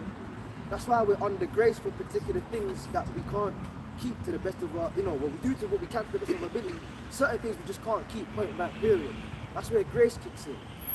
But the standard of cleanliness is more so spiritual. You got to put that out there, you know. Again, you're going to get a rebuke video talking about, oh, the brothers, you know, curb your pride, you getting carnal and shit. Man. Precept? Fuck you niggas, man. Whole ass niggas. Ariel had a precept. Yeah, this backs up the point. Deuteronomy 23, a couple of verses there. 12 says, thou shalt have a place also without the camp, whither thou shalt go forth abroad, and thou shalt have a paddle upon thy weapon. IUIC, we calling you out, man. IUIC. Oh, the fringes. That's not the only thing that's meant to be on your person. You're meant to have a sword, okay? Because there's nothing wrong with having a sword, right? It's the Spirit's been on Elder Apostle Ricard, and again, certain rules apply to certain regions. So in England, I ain't gonna say, brother, hey, get a gun, because you are gonna get arrested. You can't do that in England, as far as I'm aware. But in certain states in America, not even all states, but in certain states, like out there in Dallas and that, he was explaining that there's two types of weaponry carrying. You've got the open carrying, and then you've got the concealed carrying. There's a special license for the concealed, but then you can have an open and carry. So you could have, in the Wild West Cowboys, you know, you could have a gun on your you know, in your a holster on your leg. You know, and you could walk around with a gun, man. You know, what's the ancient gun, a sword? You know, so and there's nothing wrong with that. Yeah, the Howard Shai's disciples carried swords. Ain't there a place in scripture where the Lord said, sell your garments and get swords? You know, now that's not pushing, again, that's why you have to qualify things. That's not pushing carnality to say, oh, you know what, yeah, brothers, you know, come to campus with guns and that. We ain't saying sticks and all that shit. But as the apostle, hey man, if it's lawful in your area, man, you know, and you have one, nobody can say you're wrong. Because you know, whatever, man. But it's just about how you use things, right? You know, okay, you can do that, man. Hey, when Peter sliced off Malchus's hair, would he just magically, hey, a sword of hair? They rolled with that, man. You know, Elder Apostle R says it, not that we, and that's the thing. You have to apply.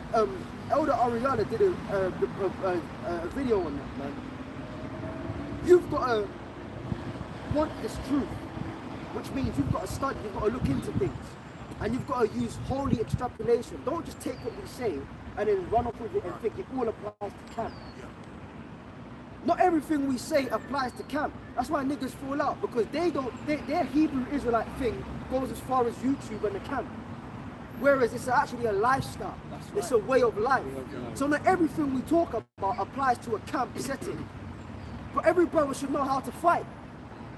But we don't fight at camp, because not everything to do with the truth is about a camp setting. Camp is a couple of hours out of a whole day, out of a whole week. Not all things are expedient for every single moment.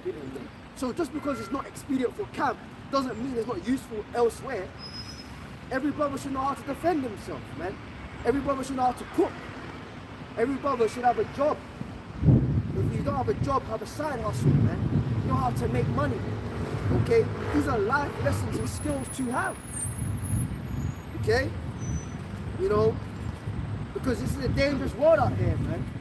You know, as the scripture says, if possible, live peaceably with all men.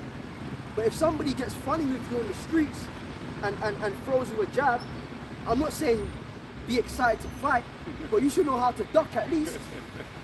If you ain't gonna throw a jab back, you should know how to duck at least. You're getting punched in the face, like, ah! You know, you're on the, no! Nah, man, fuck that, man. Know how to defend yourself. Ultimately, you should really run. But the point is, have the capabilities to defend yourself out there, man. You got certain shit up there. That's what you say this smart, brother. You have to get into it. You gotta get into it, man. Defend yourself. You got certain men out there. I ain't talking about brothers in them. I'm just talking about men in general. If the woman goes, they don't eat. Know how to cook. Not just about fighting. Fuck that, man. Because you guys are you being carnal. Okay, is eating carnal? Yes, the fuck it is. Because your body needs nutrients. So there's a level of carnality you need to uphold. That's why King Solomon said vanity of vanities. Certain vanities are necessities. Food and clothing are vanities, but they're necessities. That's why the Bible says, having food and raiment, therewith be content. So there's certain vanities you do need. You need food, you need clothing. As I said, in some cases, for some sorry ass men, if the bitch goes, the food goes. Because she cooks and he don't know how to cook. What's wrong with your ass, man? Learn to cook, man. You know, niggas be putting rice straight off the pot in the fridge, and then they eat that tomorrow, they get a stomach bug. You fucked them through, man. Too many of you niggas are fucked them through. You should know there's certain things, when it's hot, you don't put it in the fridge. You gotta let it cool down, and then you put it in the fridge. Oh, my stomach, oh, brother, oh. You call in the camp physician, oh, brother, oh. What did you eat last night? I made some rice. Oh, brother, oh, I'm not making it to camp. My stomach, oh, brother, oh. Yeah, what did you do with the rice? Oh, that was yesterday's food and I put it straight in the fridge.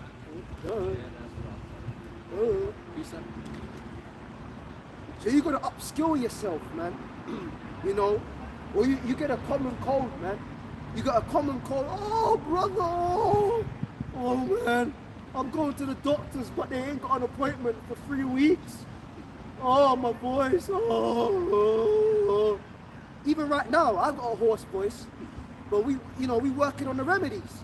You're telling me you can't chop up some fucking garlic, some onion, dried coughs, man. You know, the garlic, the lemon juice, the ginger, the lemon tea. You know, squeeze a lemon, man. Put it in garlic. And gargle with it. Yes. And the Apostle Garlic. Paul said that. You have to gargle with it. Salt. The salt water, that's a good one. You know, you throw it in the back of your head. We all been there, man. You gotta do that. But you don't know these things. Oh, GP. Oh, antibiotics. Oh, brother, boy, pray for me. I'll pray for you, but what's in your kitchen? Lisa. Yeah? Ecclesiastes 5 and 15. Yeah, we'll go back to that. Surah 5 and 15. Be not ignorant of anything in a great matter or a small. Yeah, you know, you got certain people, again, if the women don't do the laundry, they're fucked. You know, the Bible, see, we're in that kind of like cleanliness vibe. The Spirit's got it that way for some reason. Somebody get leprosy of the clothing. Oh, brother, my for some reason my hoodie just I can't get that frowsy smell. Oh, brother, oh man, all my clothes, I put it in the washing machine, but brother, what do? Bro, have you considered you got leprosy of the clothing? You might have mold in your clothing. You know? Hey, listen, man. There's brothers, it's true, man. And my dad always used to tell us that. I got clothing older than all of you as my kids. And it's true. But you know why people can have clothes for so long? Because they know how to look after it. You know? When it's time to wash something, when you wash it, you have to let it dry. You know? I remember years ago, I was in uni, yeah. I dealt with one bitch. Well, I didn't deal with her, I was about to and I ran. Because I gave her 2 chances, yeah. She said, come over to my place, it's up in the Midlands. I went up to her place, yeah. And she's from the islands, innit? The islands, Jamaica and that. And Grenada, mixed, whatever. So I'm thinking, yeah, man, you know, she gonna cook me some nice Benjamin food and shit, yeah. I think I told some of your brothers the story ages ago. I said, what you make? I'm gonna make some rice and peas, chicken and rice and peas, and fry some plantain on the side and that. You know, I know Judah says plantain. You know, fuck you niggas.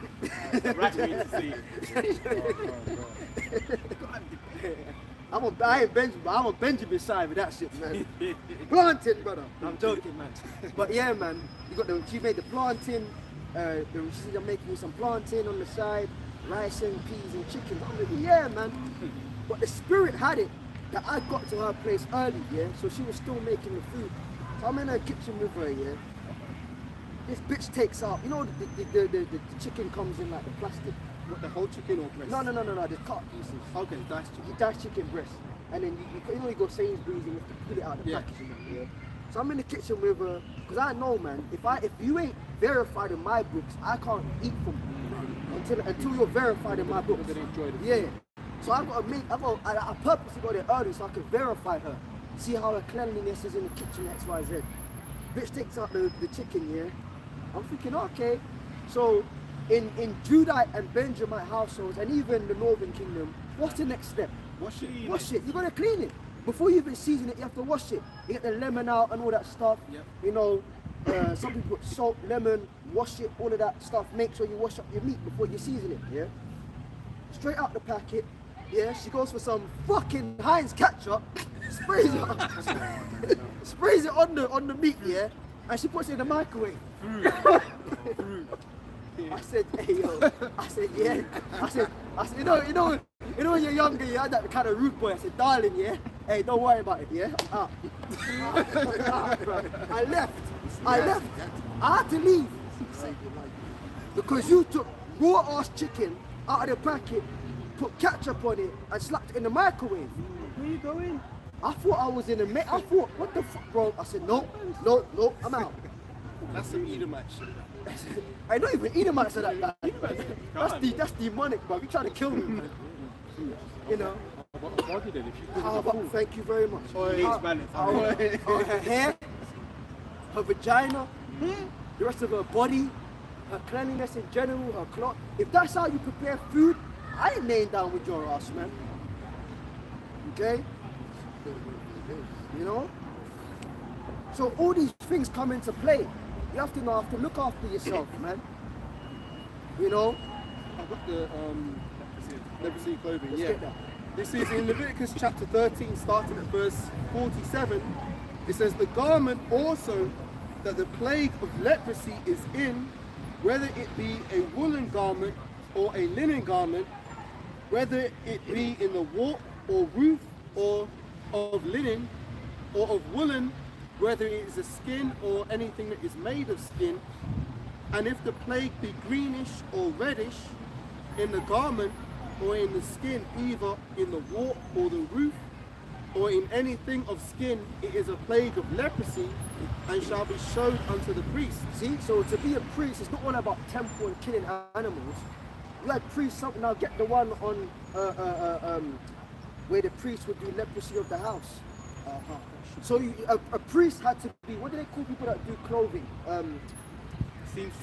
Tailor and seamstress.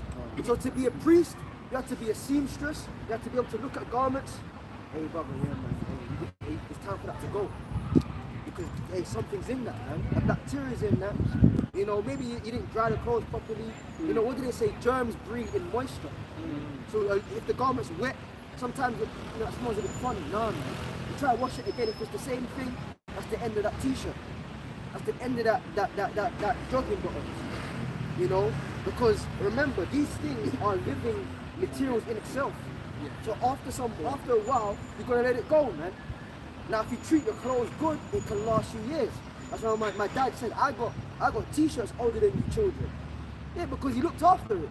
But if you don't look after your clothing and you don't dry it properly, after a couple of goes, that's ready for the bin.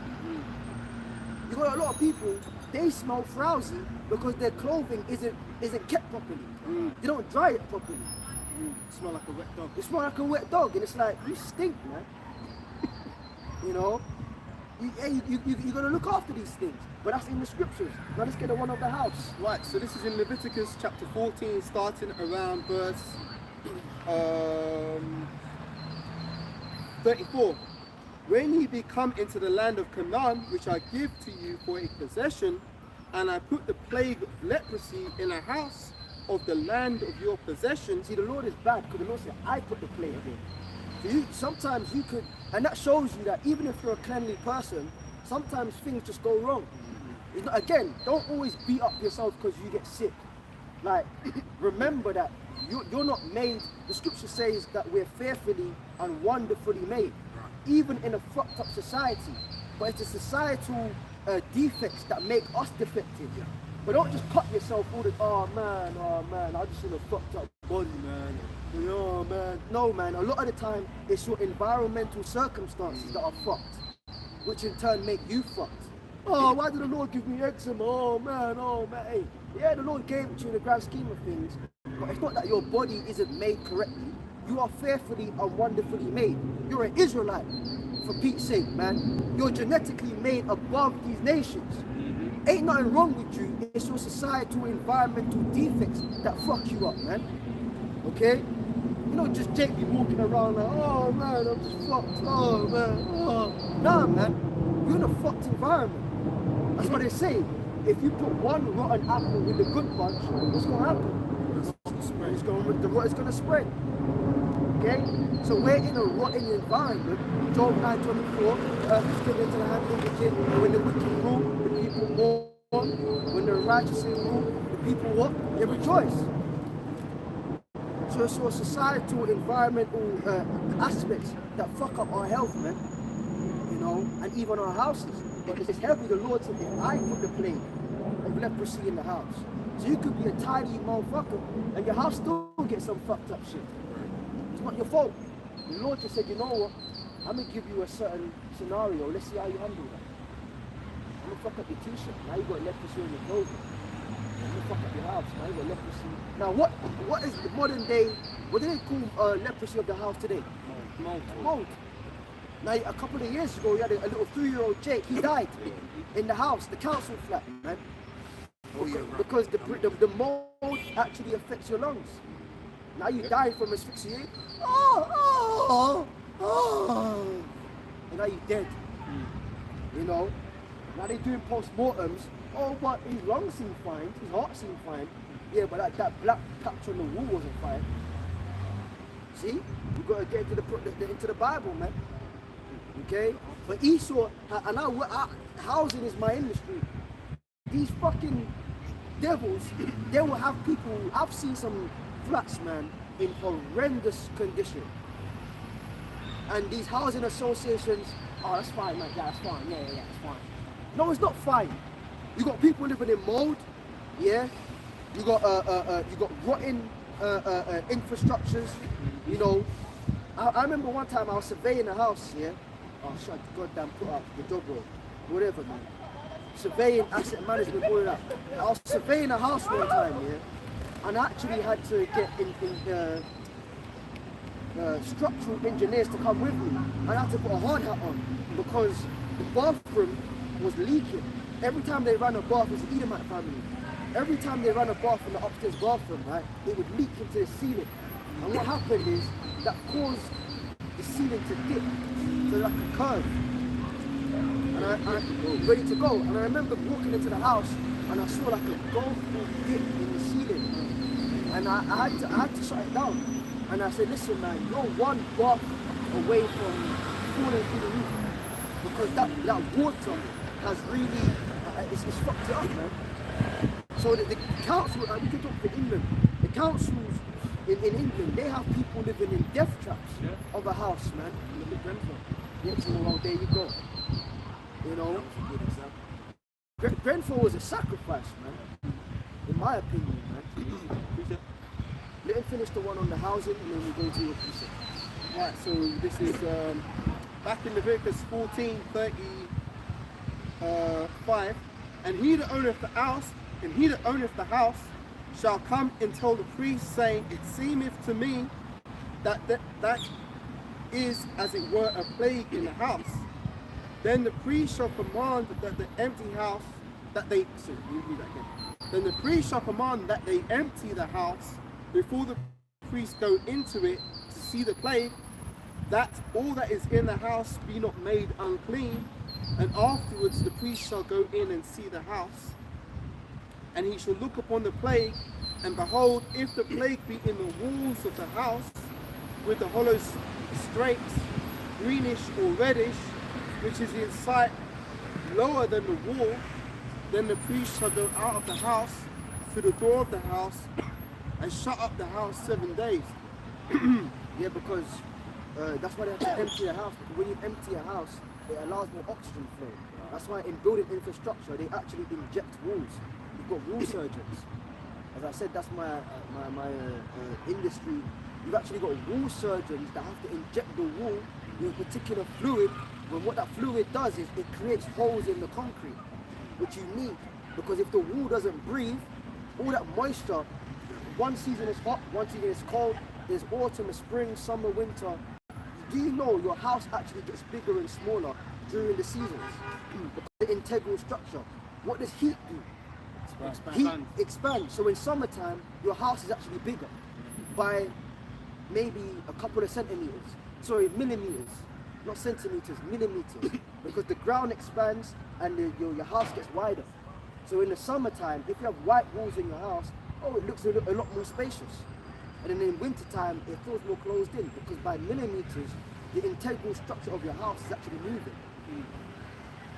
So if the walls don't breathe, it builds up condensation. Condensation leads to excess moisture. Excess moisture leads to mold, rising damp and all of that. That's why I said if it be in the wall or out of the wall, that's why you have to inject the wall. But in the ancient world, the houses were made where there was airflow anyway. You know, natural ventilation system. That's why you got to have vents in your house. You know, I remember one time, yeah, I felt sorry for the Jake woman, man. This was a couple of months ago. She was crying on the phone to me, saying, please, can you authorize a window in the bathroom? Imagine that. You're in a fucking council house and you don't even have a window in the bathroom. There's no vent and no window in the bathroom. So the steam's just So sitting every in there, time you bath and shower, it's just that steam is going where? sitting on the walls. Sitting in the walls. She said, when I walk into my bathroom, it's like I can't breathe. Yeah, because too much oxygen, well, there's 3 states. You've got gas, liquid, and solid. Yeah? Gas oxygen is just that. Liquid oxygen with hydrogen is what? Water. So if it's too concentrated, it's like you're breathing in water. So every time you go into the bathroom, you feel like you're drowning, even though you're not. You know? So she was crying that we could, can you please can you get it signed off and authorized to get a window in the bathroom? How the fuck can you build a bathroom with no window or vent? That's demonic, man. But those are the conditions Esau has people living in. She said, when my son, my little 3-year-old, when he goes to the bathroom, it's like he can't breathe. There's nowhere for that air to go. There's nowhere for that steam to go. So to be a priest, it weren't just about, oh, I'm in the temple chilling, killing lambs all day, and turtle doves and pigeons and that. No, you actually had to go out to people's houses and be a surveyor. You had to be a seamstress. You also had to look at people's skin. You had to be a dermatologist. Let's get the one, somebody look it up. You looked up phlebotomist, now somebody look up dermatologist. That's someone who deals with skin. Skin. Look up dermatologist and then get the precept about where you have a bump and a thin yellow hair. Oh yeah. So you get into this priesthood, you know, it ain't just about, like I said, standing there in the temple, you know. And we are the priests today. That's why I said, not everything we talk about is related to camp setting. We teach it at the camp setting, but the majority of what we talk about isn't related to camp. Even prophecy. World War III has nothing to do with camp. It has everything to do with governments, missiles, army, million-man army. They got weaponry, you know, supplying of arsenal, things of that nature. That's got nothing to do with a camp setting. But where does all that information come out? At the camp. So to really be in this Israelite thing and knowledge, in truth and sincerity, this is on the platform of knowledge. But we ain't saying everything we do is applied to the setting. If you can't come out of camp mode in your head, you'll never really understand the scriptures. Camp is only the place to bring it out, but it's not the place to live it. Let's get dermatologists first. The word dermatologist, it says a medical practitioner specializing in the diagnosis and treatment of skin disorders. Right. So to be a priest, you have to be a dermatologist. You have to be able to look at people's skin and know what the fuck's going wrong with them. Let's read it. This is Leviticus the 13th chapter, starting at verse 29. If a man or woman have a plague upon the head or the beard, then the priest shall see the plague, and behold, if it be in sight deeper than the skin, and there be in it a yellow thin hair, then the priest shall pronounce him unclean. It is a dry skull, even a leprosy upon the head or beard. So you got people with what's the thing, ringworm and all that stuff. That's all in that family. Because certain things in the law, it's not going to mention every single condition, but it comes under the family of that condition. You know, you got families of conditions, man. Like we were talking about before the camp, you got like the onions, the garlic. That's all the same family of that type of antiseptic, natural antiseptic. So you got families within food, you've got families within sicknesses. So a dermatologist looks at the family of skin issues. There's not only one type of skin issue, is there? You got dry skin, you got eczema, you know, alopecia on the head with the hair. You got athlete foot. That's all the family of dermatology. So within that family of skin disorders, you as a priest try to know what the hell is going on. Now the yellow thin hair, as we just read, that shows that you got leprosy in the skin. And it's crazy because I've had that in my bed before. Where I've looked in the mirror, what the fuck is that? It's like a golden hair. Yeah. and then you pull it out. Well, one time I pulled it out, and the other time I left it. But that just shows you, them ancient diseases are still around. So what does that mean? Hey, according to the scriptures, I'd be unclean. You know? Because because, you know, niggas like sex, man. Well, we all like sex, so ain't nothing wrong with that. But guys only see, the only version of uncleanness is busting a nut. Because you had sex. Now, there's many other things that put you in a state of uncleanness. If you have a yellow fin hair, which is leprosy of the skin, because the hair follicle is beneath the skin. That's why it said if it be beneath the skin. That's why a good indicator that it is beneath the skin is from the hair. Because hair doesn't grow on your skin, it grows under your skin. That's why when you have ingrown hairs, it's because the hair curves. Jake hair curves. So it curves before it breaks out of your skin. And if the shoes get captive, you must shave, because we shave. You get the bump, razor bump, man. And it looks terrible. You know? It's disgusting. Well, you go to the barbers, that's why you gotta make sure, if you don't shave your own hair, you gotta make sure they clean them clippers, man. You got them guys with bumps at the back of their head, you know? And it's like, what the fuck, man? But that's what happens from all them germs inside your skin and hair follicles, man. Okay? You know, so that yellow fin hair is a good indicator, man, that nah, man, you aren't clean. So yeah, you got the busting a nut thing, you having sex with a woman, see the copulation, but you've got leprosy of the skin. The Bible says any issue of blood. So if you cut yourself and you bleed, you're unclean. That's right. Okay? So there's many versions of that uncleanness. A woman on her period, she's unclean. A woman after childbirth, since we're talking about the laws, let's get that one. For a male child, 40 days. Also touching snails and slugs. Yeah, that makes you unclean. Yeah. Damn sure not the pig. There's not even his carcass you shall touch.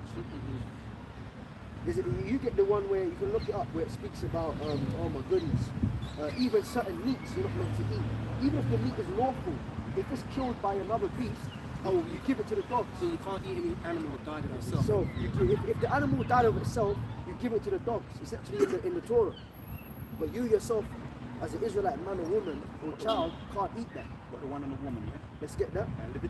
Leviticus 12:2 says, Speak unto the children of Israel, saying, if Are a you sure woman... it's chapter 12? Leviticus chapter 12. Nah, maybe it's in 12 too, but I know it's in 15. I'll Read Let's that see. one, yeah. That's interesting. I didn't know it was in 12. If a woman hath conceived seed and born a... Oh, that's not the period. That's the child. Oh. Yeah, no, that's what I want. Yeah, that's lucky. Oh, is that the I was thinking about period. Period is Leviticus 15. Childbirth is 12. You're right. I'll read it again. Leviticus chapter 12 and verse 2 says... Read it loud, brother. Yeah. Speak unto the children of Israel, saying, if a woman have conceived seed and born a man-child, then she shall be unclean 7 days. According to the days of the separation for her infirmity, she be unclean. You read it? Yeah. And in the 8th day, the flesh of his foreskin shall be circumcised, and she shall then continue in the blood of her impurity, of her purifying 3 and 30 days. See? 3 and 30 days is 33 days. So the first 7 days and then another 33 days, 33 plus 7 is 40. So for a male child, a woman is unclean for 40 days. You don't have to read it, but for a female child, it's double that time. It's 80 days. Okay? So that proves that Yahushua came through fucking sex, man. Not no immaculate conception, because it said that Mary, after she had done the time of her purification, they went to the temple.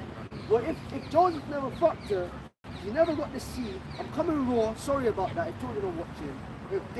If Joseph never laid with her, put that nut in her, she got pregnant, yeah, she wouldn't need to follow the law of purification.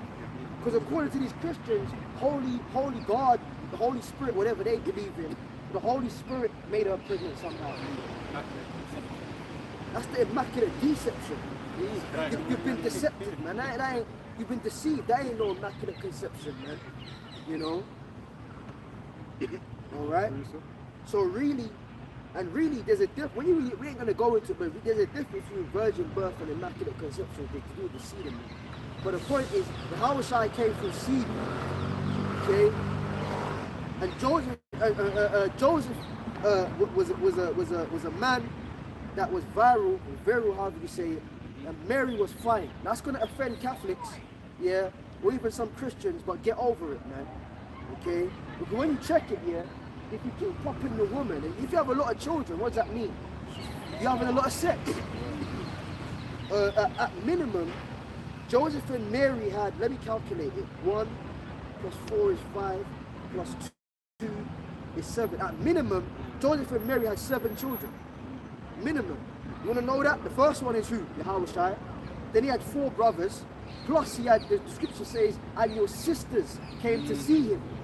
Not sister, not brothers and sister, sisters. So at minimum, he had 2 sisters. So altogether, Yahushua plus 4 brothers is 5, plus minimum 2 sisters, that's 7. It could have been more of them. But what does that tell you? Do the maths. Mary was fine and Joseph was hitting that. He was hitting that because Mary was fine. Mary wasn't no ugly woman, man. Mary was a fine-ass Judite woman, man. Meaning she had the curves, she had the ass, she had the boobs, not and the face. Now, not that you could see that, because women dress modestly to cover the curves. But oh my goodness, when them garments came off, you saw that hourglass figure. To show you that Joseph couldn't wait and he knew Mary was fine. Bring it out. He was tapping that before the marriage ceremony. Let's get that. Hold what you got and let's qualify it in the Bible. Where it says that, someone can look up, Joseph being a righteous man, not putting her to shame. Because it would have looked like Mary's a whole fucking around because of what? The law of the token of virginity. Because he wouldn't have had that. Because remember, Joseph is of the house of David, right? But so is Mary through Heli. That's Luke the 3rd chapter. So they're both from the house of David. But Mary's connection to David, remember we went over it yesterday. You can have a nation and a seed, but you've got various lines within a seed.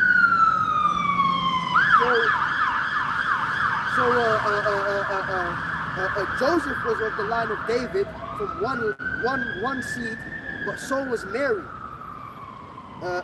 through the line of her father Heli, because Heli's line went back to King David too.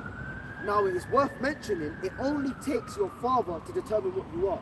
But the Bible just puts it in there that Mary's line through her father also goes back to the house of David through another son.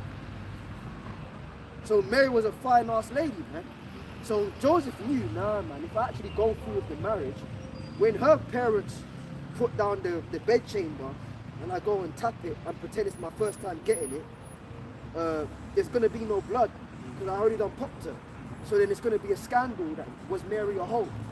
So he said, nah man, I know that I've been tapping it before they were betrothed. What's the modern day word for betrothal? Engagement. So when you propose to a woman or whatever, oh my fiance, I think in French, 2 E's at the end is the male fiance and 1 E at the end with the mark at the top is the woman. Okay? So they were betrothed, they were engaged. But the courtesy is you don't pop it until the actual wedding night. But because she was fine, he couldn't wait. Exactly. So it's like, come on man, if Mary wasn't ugly, but if she was, would it be that eager to top her? You see a fine ass woman, it's like, damn man. You know, you gotta take her on that first date, and then maybe on the second date you're looking, man. So you know, the mine of yours, or you make it a hotel, you know, and you know she kind of gives you that play. Because guess what, man? You don't want no hoe that give it to you straight up either. As males, another video I was watching, you may be interested in this, Kaden. As males, we're natural predators. That's why when you have cats, right, they say if you have an indoor cat, the cat will naturally scratch or sometimes bite you. it's not because the cat wants to hurt you or mash up your interior of your house, but it's their natural instinct to be hunters. So they naturally bite things, or they chase things, or they scratch things, because that's their natural instinct as feline creatures to hunt. Just like their bigger primate feline creatures, lions, they hunt. And it's the female lion that does the hunting. So cats, they like to bite and scratch things to mark their territory and to simulate their natural purpose, which is to chase things and hunt it down. So when things get given to you on a plate, but your instinct is to chase it, you become depressed. Because yeah, I'm getting it, but I'm really made to work for it. So there's one thing a woman being stingy and holding the box, but there's another thing of her like giving you the chase. And men like that. Don't let me chase too hard, let me chase a little bit.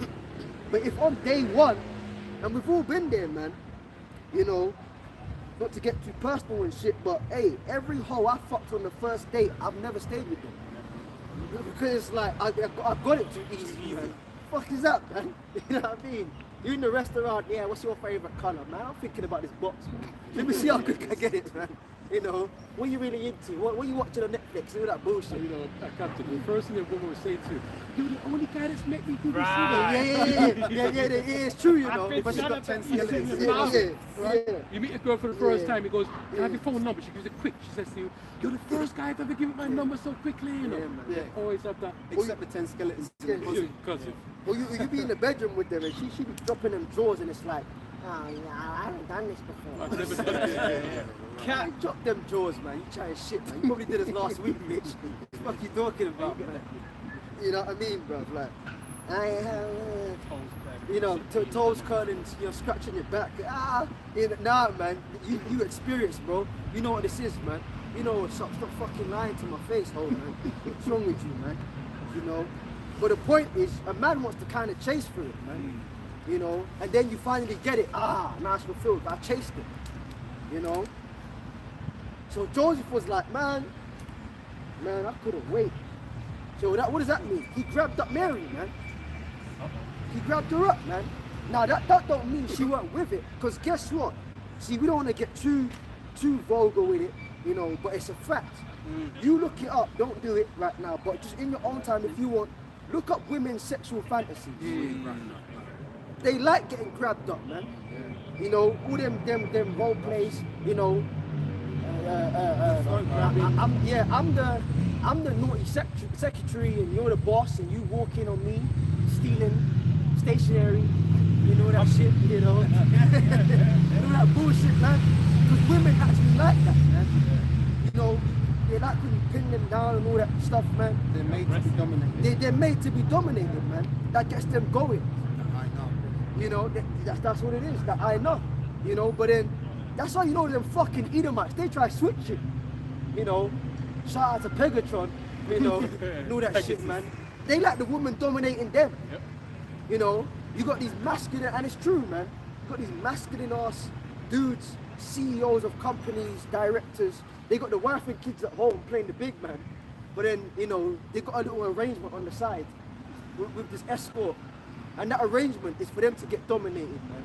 Yeah, to be spanked and whipped and all that kind of shit. You know, to be, they get their high heels, walk on them, yeah. You know, what do they call it? Is it cuckolding, where they step on your boots? Yeah. You know, and they spit in your mouth. Yep. Yes, mistress, you dirty boy. You fucking Edomites, man. It's lucky, man. See, some of them even take it so far where they like do things like they hang them. Yeah. And some people have actually died from doing this. Gone wrong, yeah. What was that guy who used to be in that show, Kung Fu? Oh, David Carradine. Yeah, he died under them kind of suspicious circumstances. Getting tied up, man. You know, I am Kwai Chan Kane. I will get still do the martial arts in the movie. I used to watch that, man. Kung Fu. I am Kwai Chan Kane. I will guide you. But in his personal life, he's getting suspended and ropes, man. Hey, someone look it up, man. I said a rope suspension. There's a name for it, man. That BDSM, that's demonic, man. Yeah. You know, and they put the thing in the man's mouth, like they got the leather thing, and it's like that Red Bull. They put it in his mouth so he can't scream, and they start whipping his back and shit. Oh shit, man. Hey, Edomites are off, man. And you know what, yeah? You say Edomites, but you got a lot of Jake that's dived into them waters too. You know, diving into them waters, man. You know, you diving into. Hey, man, listen, bro. There could be Edomites, man. Chocolate Edomites. But the way I see it, yeah, you got to deal with that kosher sex, man. Do what the Lord made, and the Bible talks about that. Receiving the just No. Receiving the just. Someone can look it up. No, for their vile affections. Talk about AIDS and HIV. Oh, recompense of their error, which was me. Yeah. So I have pulled that. Rutters I pulled that. What was the thing you called the suspension? Rope, there's a name for it. Rope, just type in sexual rope suspension. Oh, I'm gonna get some weird shit coming up. Yeah, they go, you have to delete your history, brother, and you know, get some adverts now, if you know what I mean. You see some weird suggestions on YouTube and shit. You know, rope suspension, there's a name for it, man. They tie you up and, you know. Listen, bro, you gotta deal with what's kosher sex, man. Oh, what, you talking about bondage? You got bondage, but there's a name for the one where they actually tie you up. And it's like seen as a form of art or something. Right, I've got it here. This is it, yeah. On Wikipedia it says suspension. And Salakia, man, hey, listen, for the elect children out there, you parents, elect parents, man, certain videos, this might be a time to send your child out the room. Because we ain't trying to, you know, fill up the minds of the young elect. Because we gotta be careful about that. Certain topics you don't learn until you're older. So if because you got families like that. You know, not all of the elects on the house, you got women with their sons and daughters tuning into brothers. Yeah. So for the next 10 minutes or so, you know, you might want to not have them watch this part. Because I would be pissed off if someone, you know, because all it takes is that word in a child's mind to go on the iPad now and start looking shit up, man. Scriptures say that the ministry be not blamed. So now would be a good time to turn it off, man. But we gonna get into it because we're exposing shit, man. That's what we're here to do. Not all of the scriptures and all topics are nice, man. Go on. And that's why primarily this is really for the men. The men. This is the same. That's true. Right, this is on Wikipedia, topic being suspension bondage. It says suspension bondage is a form of sexual bondage. She's probably into that, man. You never know, man. Yeah. These regular people, yeah, I mean, going home to get tied up and compromised, man.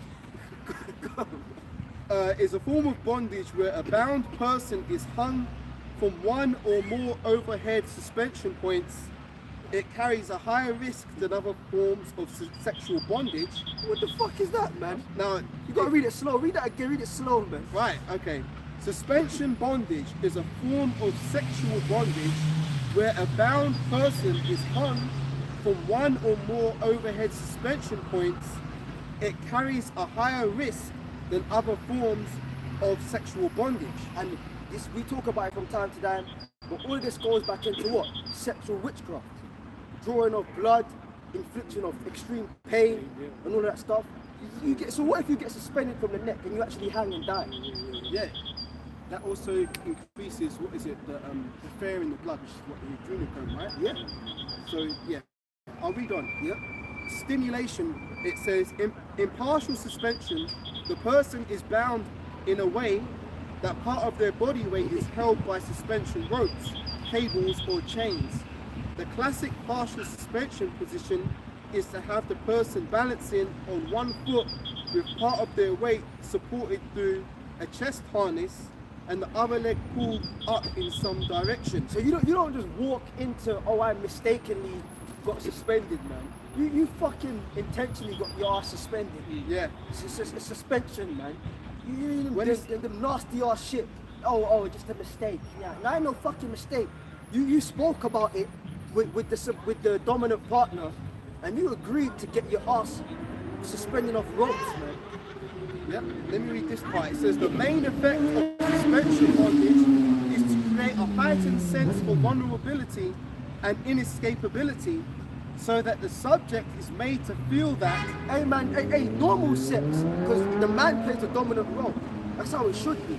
So normal sex is vulnerable enough, man. Again, I hope it's turning off for the youth, but we're all men up here, man. You know when you got that woman in doggy or like the dirtiest of missionary, that's a compromising position, man. and that's satisfying. And the Lord made it like that.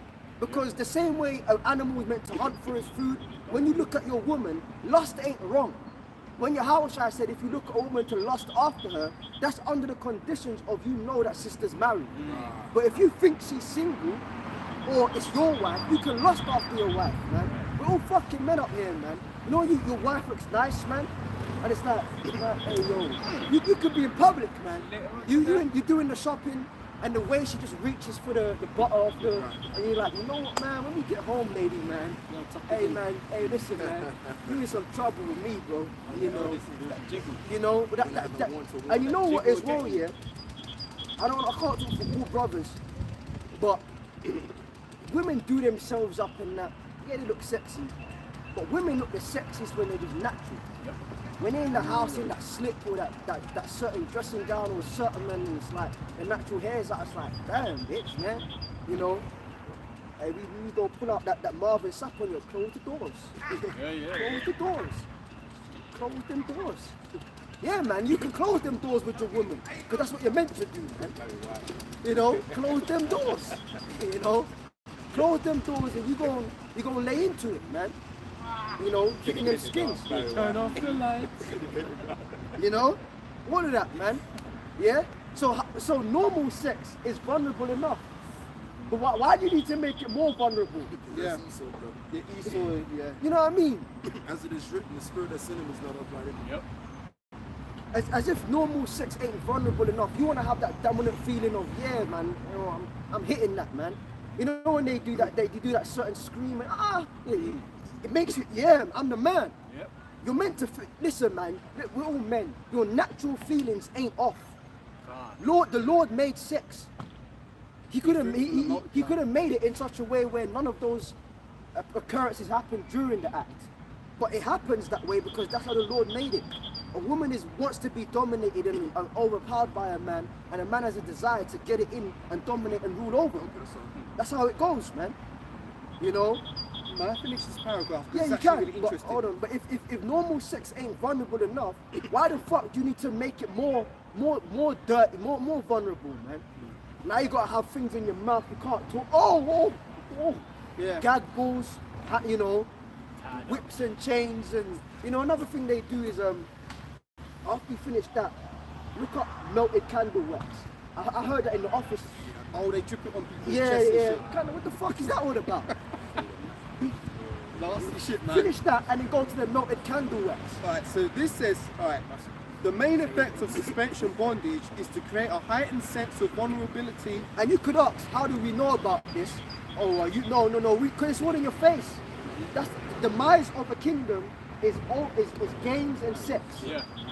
Games and sex. If you want to know how a kingdom goes down, the signs of the symptoms of a kingdom falling is increased games and sex. That's why sex is everywhere you go. Everything is sexualized. You know, I had that movie come out and they did a sequel, 50 Shades of Grey. Oh, yeah. They did 3 parts to that. Yeah, that's all about bondage. You know, And a lot of women love that because they were into that fantasy. yeah. Go on, read. Right, it says,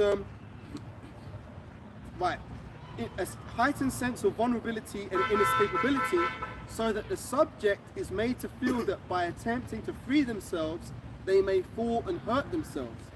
This is meant to create a form of mental bondage, being suspended, especially in a large open space, also creates a sense of objectification and submissiveness and erotic helplessness. So you got a lot of these people that they're wearing the suit and tie. All these women, they're wearing the pencil skirts in the office, and they're the boss and all of that shit. Listen, man, they have another meeting after work with some professional to get involved in that shit, man. You know, you got down low niggas, man. You got down low niggas. A lot of guys, wife and 3 children, and they got a male partner on the side that they link up with on the weekends, man. You know, Especially nowadays, what's going on? that's happening, man. You know, these 6-foot bodyguards and shit, you know, and all that kind of shit, man. And they be getting their ass pumped in, man. These things happen, man. It's crazy out here, man. You know, go. Yeah, And brother, seeing value in the mention, man. The things that we do in secret, Yeah, yeah. it says it creates To the key. He mentioned that. Yeah, carry on. It creates a sense of objectification and submissiveness and erotic helplessness for the subject, which can be erotically stimulating for them and for those observing them. Rope suspension is sometimes done as performance art at BDSM, bondage domination, I don't know what the SM part is for, conventions and Sexual madness. yeah, and fetish themed nightclubs. That's all I wanted to bring out on that. See, so you get into that world, man. That's crazy ass shit. And then you know, because it's, you know who runs the porn in the street, small hats. Yep. So they be pushing them crazy ass things. It was actually in the news about, I want to say maybe 2 months ago, about in the UK they want to make it harder to find pornographic material that is based around choking women out. And then they linked it to who? Another insider, a controlled opposition, Andrew Tate. They linked it to him. The whole, because apparently it's a sexual thing now of choking women out during sex. You know, putting your hand around her throat and, you know, choking her out till she can't breathe and all that shit, man. You know, but it all goes back to that sex witchcraft, man. You know, so them small hats, they be pushing certain algorithms, and it's like people emulate what they see. Right. That's why a lot of marriages fall down because of sexual expectations. You know, as a man, you know, the woman thinks you should be able to do X, Y, Z in bed. I don't want to get too graphic. And in the contrary, as a man, as a woman, you expect your body to react a certain way to what a man does to you, stimulating you, and it doesn't work like that. And you think, oh, our sex is wrong. No, you've just been watching too much fucking porn. Porn isn't a realistic representation of sex. Furthermore, what did King Solomon say? It is too wonderful for me to know the way of a man and his mate. Meaning that you're not meant to talk about your sexual life with people, man. As they saying goes, don't kiss and tell. You know, because a man is meant to have a level of jealousy over his women, man. I've never understood guys that do that, man. Yeah, and you know, if you're talking about again, I wouldn't even do that even if it's a hoe.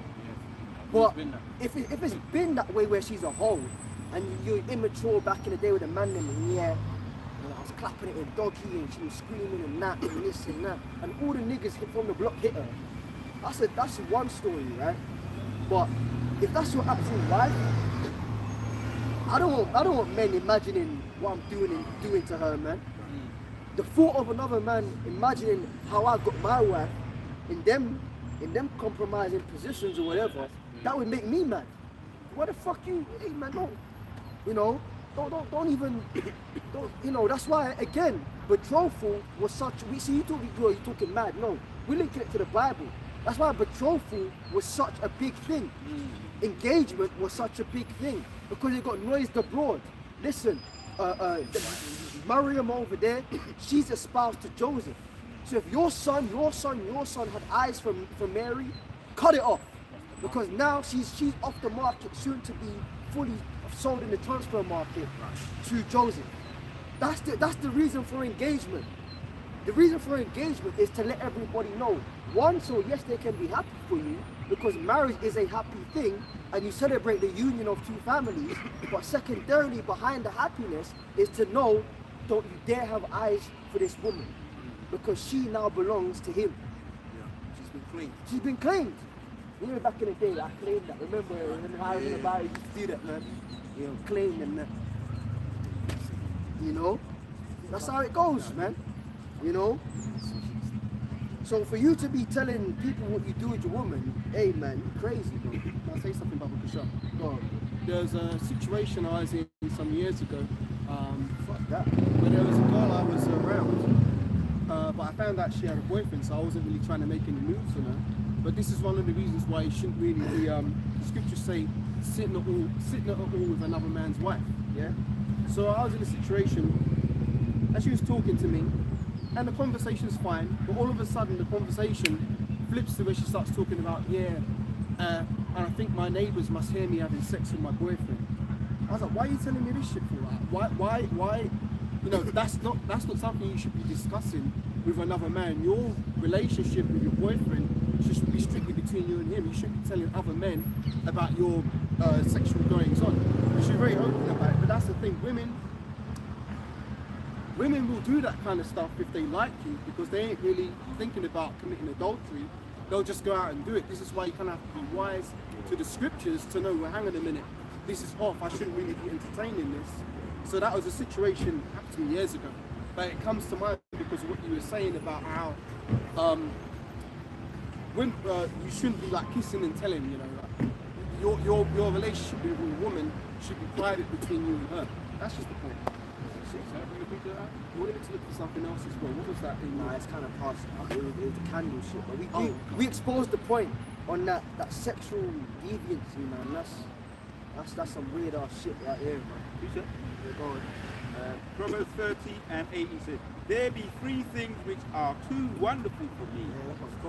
Yeah, that was cool. Four which I know not. The way of an eagle in the air, the way of a serpent upon a rock, the way of a ship in the midst of the sea, the way of a man with a maid." See? So when it says too wonderful for me, meaning that I don't even want to know that, man. That's your business, man.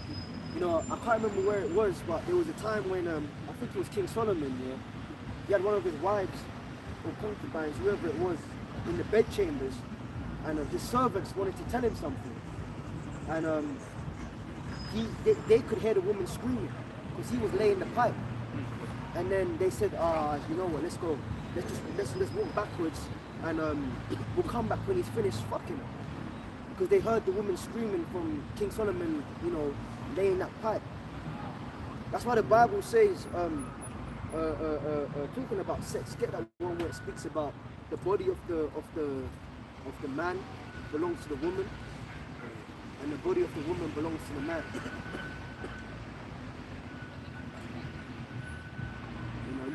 You got to give them their due benevolence, man.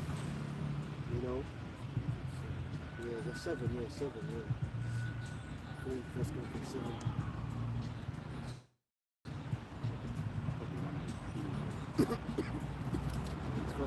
7.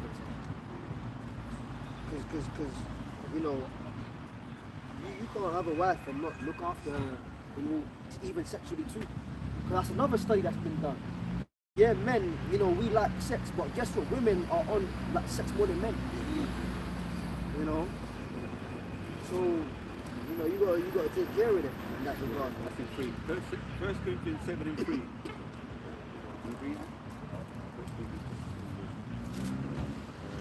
Read from back to the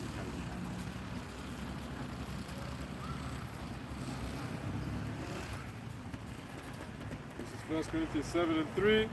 Let the husband render unto the wife due benevolence, and likewise also the wife unto the husband. The wife hath not power. Read two. Oh, sorry. Yeah, verse 2. 1 Corinthians 7 and verse 2. Nevertheless, to avoid fornication, let every man have his own wife, and let every woman have her own husband. And to avoid adultery, man, you know, going after other people, women and that, whatever the case may be, just marry your own wife, man. Let the husband render unto the wife due benevolence, and likewise also the wife unto the husband. The wife hath not power of her own body, but the husband likewise. Also the husband hath not power of his own body, but the wife. Defraud you not one the other, except it be with consent for a time, that ye may give yourselves to fasting and prayer and come together again. Yeah, so women weaponizing the box, you know, that's wicked, man.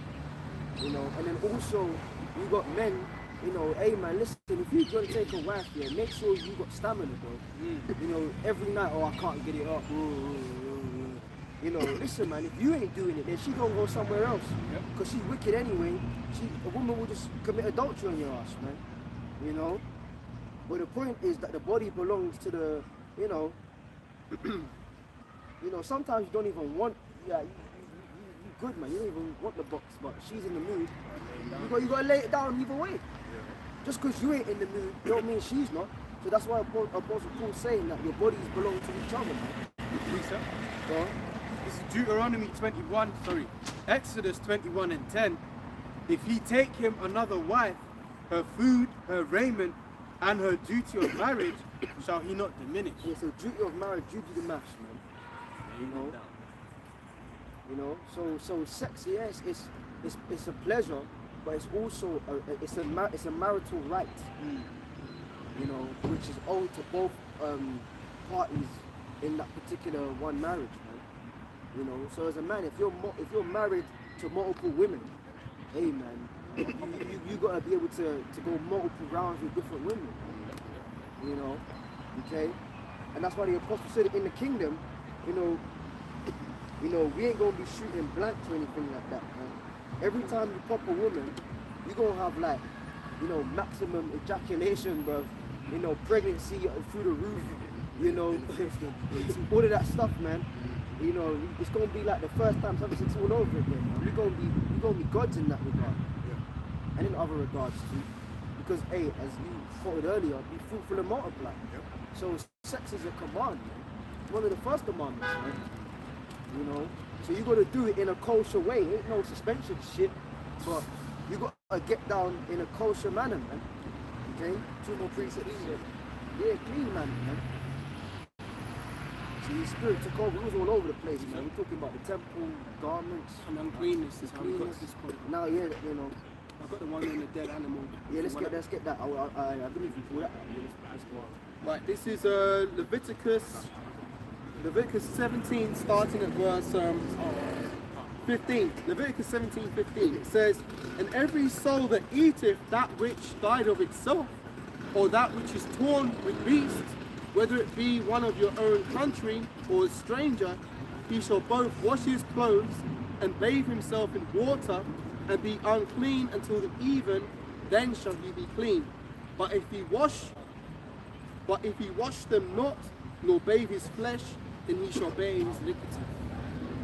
Yeah, man. So them animals that die themselves, you can't be eating that, man. You know, that lamb just falls over, that kills over. Nah, it just kills over and just dies. And then you try to eat that, man. Nah, man. You can't be doing that shit, bro. So like if I may say, that's why we're in hell.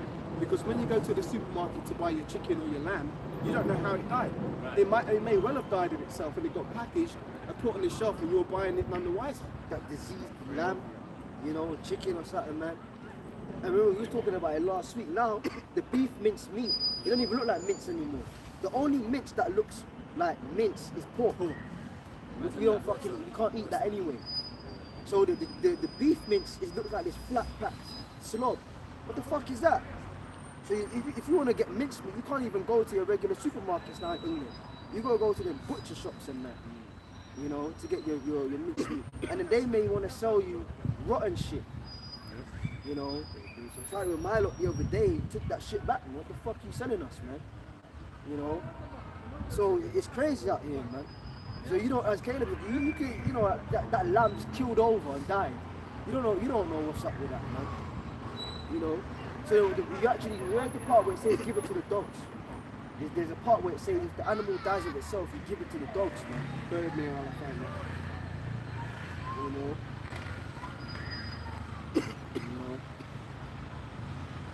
Because these animals, they've got different stomach types. That's why Apostle Paul said, was it the glory of the different animals, man? You know, the glory of the fish, the glory of the man, all of that. It's all different, man. Like a fish can breathe on the water, you try that. That's your ass, man. You're gone. You know, so there's different glories.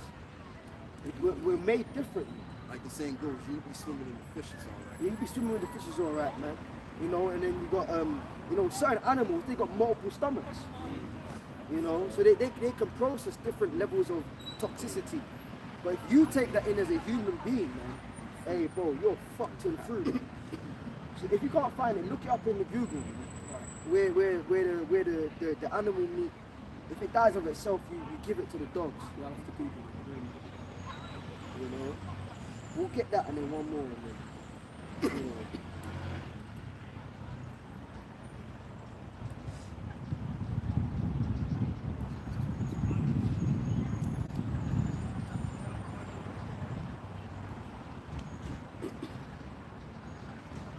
My battery's over anyway.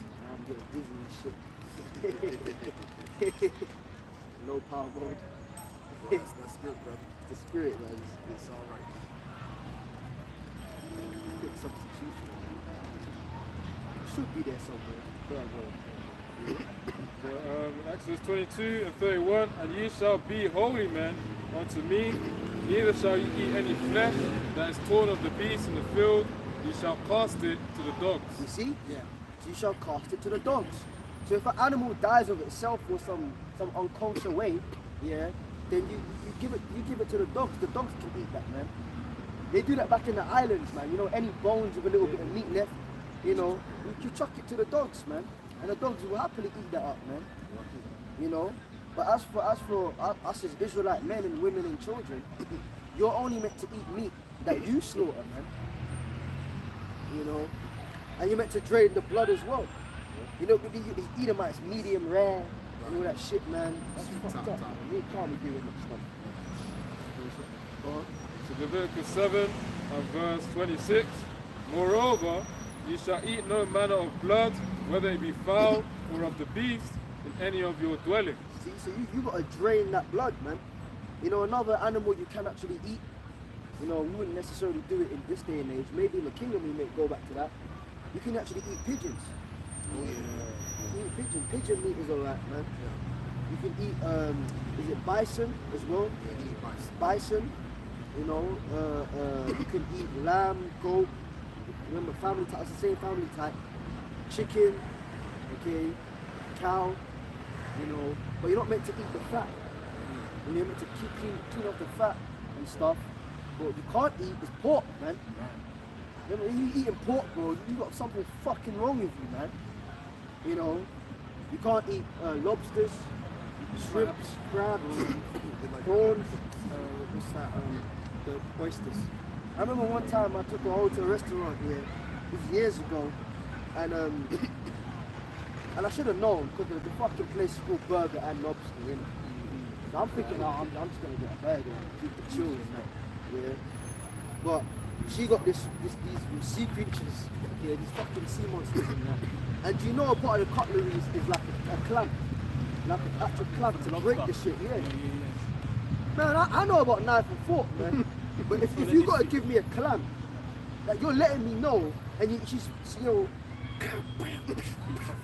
know, juice flying everywhere. I'm thinking, man, what the fuck is this, bro? People eat with knives and fork with their hands, but a part of the cutlery system, or cutlery ware you're giving me is a clamp. If I got to break and clamp and use hammers, that's letting me know it shouldn't be in my body. So all them shrimps and, you know, even certain fishes, Calamari. you know, if somebody get that, the fish has to have fins and scales. It's like back in the day when you used to eat shrimp, like you would build the shrimp and you actually see the line of shit behind the shrimp. Fuck that, man. Nah, man. Fuck all of that shit, man. Nah. You know what I mean? So certain fish, so what? That's like, you can eat snapper and that. Are you Benjamites? Help me out, man. Snapper. Sprats. Mackerel. Tuna. Salmon. I love a salmon. Sea bass. Yeah, I fuck saltfish. You know, saltfish. I don't fuck the saltfish. I don't like it. I like it. That's it. Yeah. Cod. Yeah, you can eat cod. Bream. Yeah, bream is another one. Kippers. Yeah, you know, but all them other stuff, you know, puffer fish and all that shit, man. And you a weirdo, man. And that thing that sits in your stomach and it rots. Talking about pH, all them things that sit in Why? your stomach and don't digest. Because they're the cleaners of the sea. Right. They make you stink to that acidic. Someone who got them all the fins and scales. Where is that? Leviticus 11 and verse 9. These shall ye eat of all that are in the waters, whatsoever have fins and scales in the water, in the sea, and in the rivers, them shall ye eat. Yeah, so you gotta inspect that fish, man. Make sure it's got fins and scales on it, man. You know what I'm saying, bro? So, yeah, man. And you know, the Lord did all these things, yeah, because it actually makes sense for the human body, frankly. He could have just said, do it, because I just wanted that. So fine, if you're how about in the shower that way, fine. But there's actual, like, biological benefits. Hey, shalom, man. Shalom. Watch it, man. Rise Israel. That's good.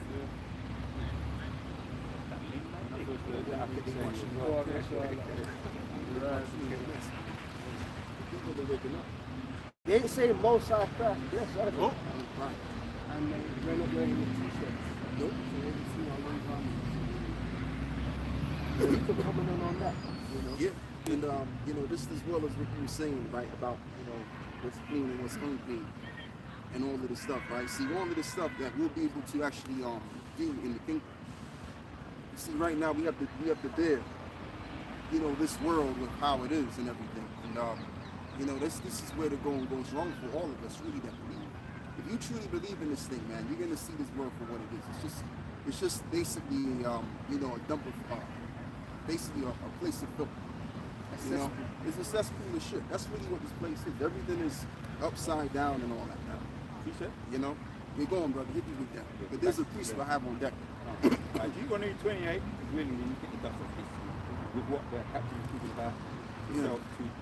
So, 21 said, the Lord shall smite the pestilence, the Lord shall make the pestilence cleave unto thee until he has consumed thee from off the land whither thou goest to possess it. Right. The Lord shall smite thee with a consumption, and with a fever, and with an inflammation, and with an extreme burning, and with the sword, and with blasting, and with mildew, and they shall pursue thee until they perish. Yeah. And so, you know, that's all written in the second book of the law, right? That's why it's known as Deuteronomy. Moses said that. So, you know, we as a people were having to deal with the curses, you know, conveyed that we would have to deal with, right? Which is a testament to who we are right now. Because, I mean, like, once upon a time, we was all lost. We didn't know who we were. But we actually can read that book, Deuteronomy 28 to be exact, and realize that's actually what's going on with us. You know, thanks be to the teachers that have taught us. Because it is written, the Lord will set up what? Teachers. No, after his own power. But they shall teach you with wisdom and knowledge and understanding. Right? And, you know, the back of my mind, I was just thinking about, as, you know, the captain was going over, man, of the unclean shit that people do. We should really, when I was thinking, we shouldn't even really know about this stuff, technically. You know what I'm saying? But then the thought came to my mind again, we have to know what evil, wickedness is all about. We have to know about this thing. I mean, as foul as this world is and everything that's in it, we have to know about it so that we can be perfect. Yeah, so hit me with Isaiah 1 and 26. Somebody. That's the base scripture, and then we'll get the other precepts.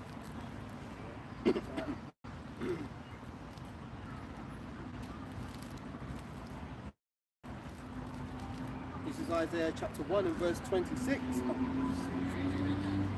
But 1 and 26 in Isaiah says, and I will restore thy judges as at the first, and thy counselors as at the beginning. Afterwards thou shalt be called the city of righteousness, the faithful city. Yeah, so I mean, this is what's happening right now. We're being restored as a people, and the most important aspect of the people are the leaders. So what the Lord is doing is he's getting the leaders situated in the right place, right? And then those same people are going to be delivered in safety. And they're going to be the ones setting up the kingdom. We're going to be the ones that be sovereign. And so therefore, when we rule our kingdom, we're going to be able to rule it with the utmost righteousness, according to, as it is written, according to the law norm. We'll be able to do it. But right now, we have to deal with Esau's shit.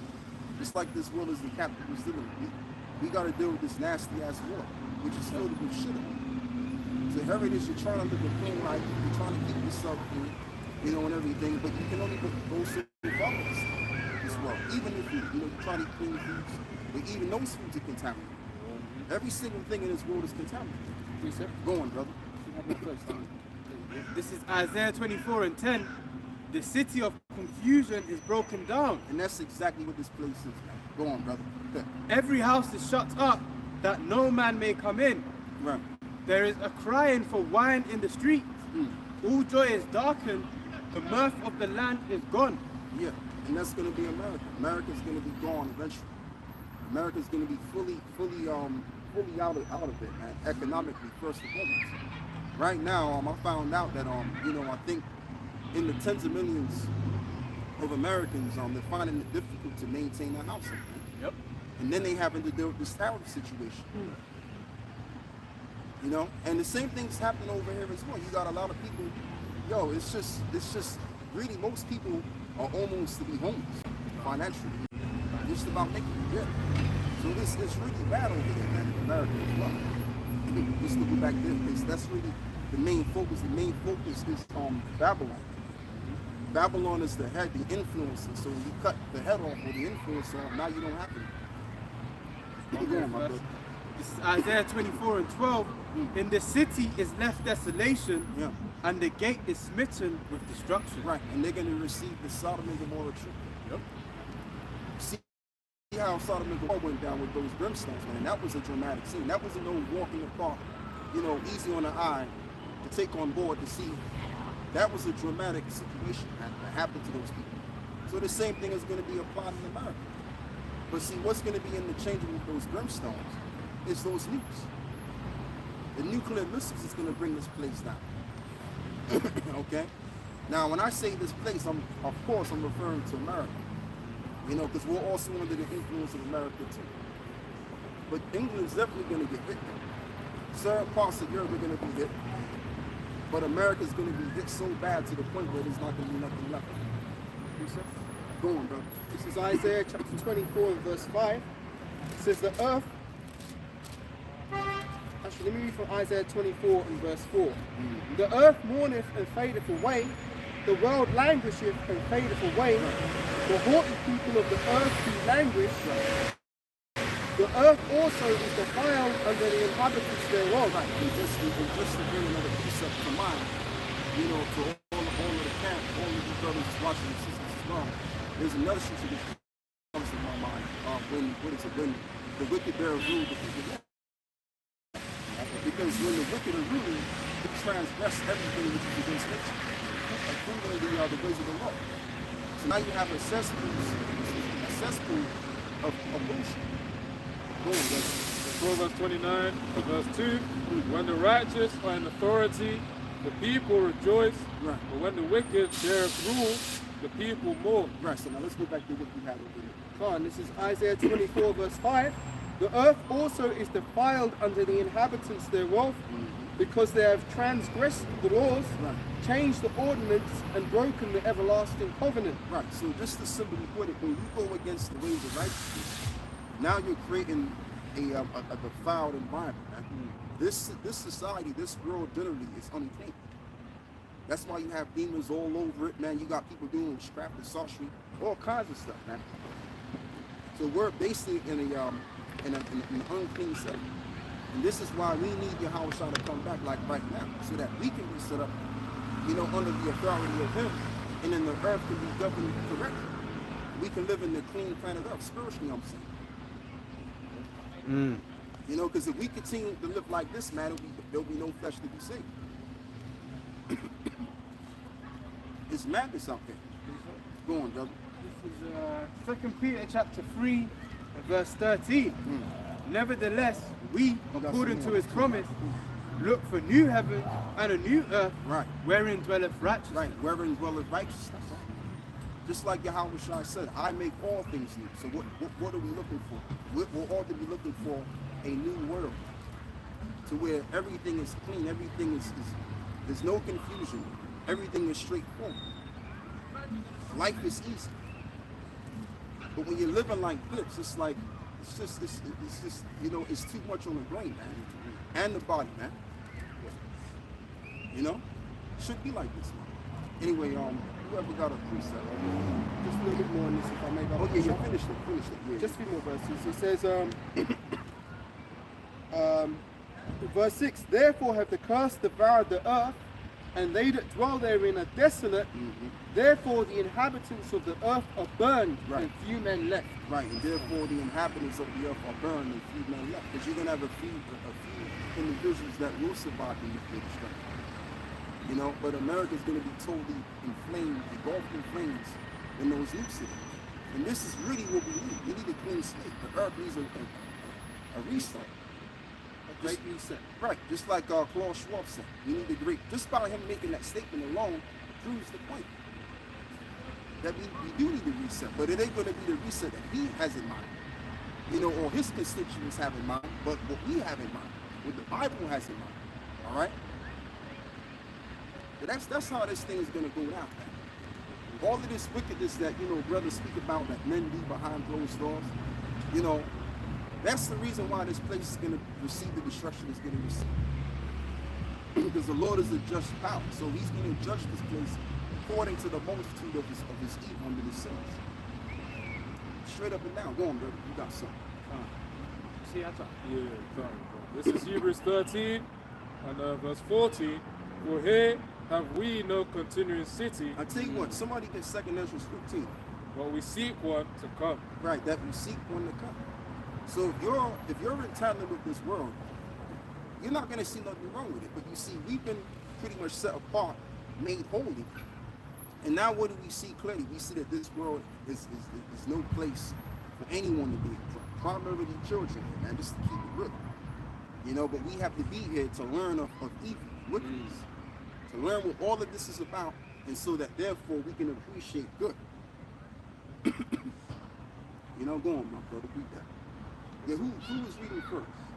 I read the Hebrews 13. Who had a precept first? Of course, second yeah, Ezra 15. yeah. Then I'm the one that had the precept. Nope. All right. I've got second Ezra 15 in there. Okay. Now I'm just thinking because maybe your brother had a precept before I called him. Yeah, read that. Get that out there. This is Ecclesiastes 8 and 11, just backing up your point. Because sentence against an evil work is not executed speedily, Right. therefore the heart of the sons of men is fully set in them to do evil. Yeah, because nothing hasn't been done. Nothing hasn't been done swiftly where it concerns the evil that people do. And then you have the leaders of the people that are influencing people to be more evil. Right? So what we need again is we need a clean slate. The Lord is going to have to cut the heads off out of power and set up the righteous heads to bring about the influence of what the planet needs, which is to be under the influence of righteousness. Go on, brother. Verse 12, though a sinner do evil 100 times, and his days be prolonged, yet surely I know that it shall be well with them that fear before the Most High, which fear before him.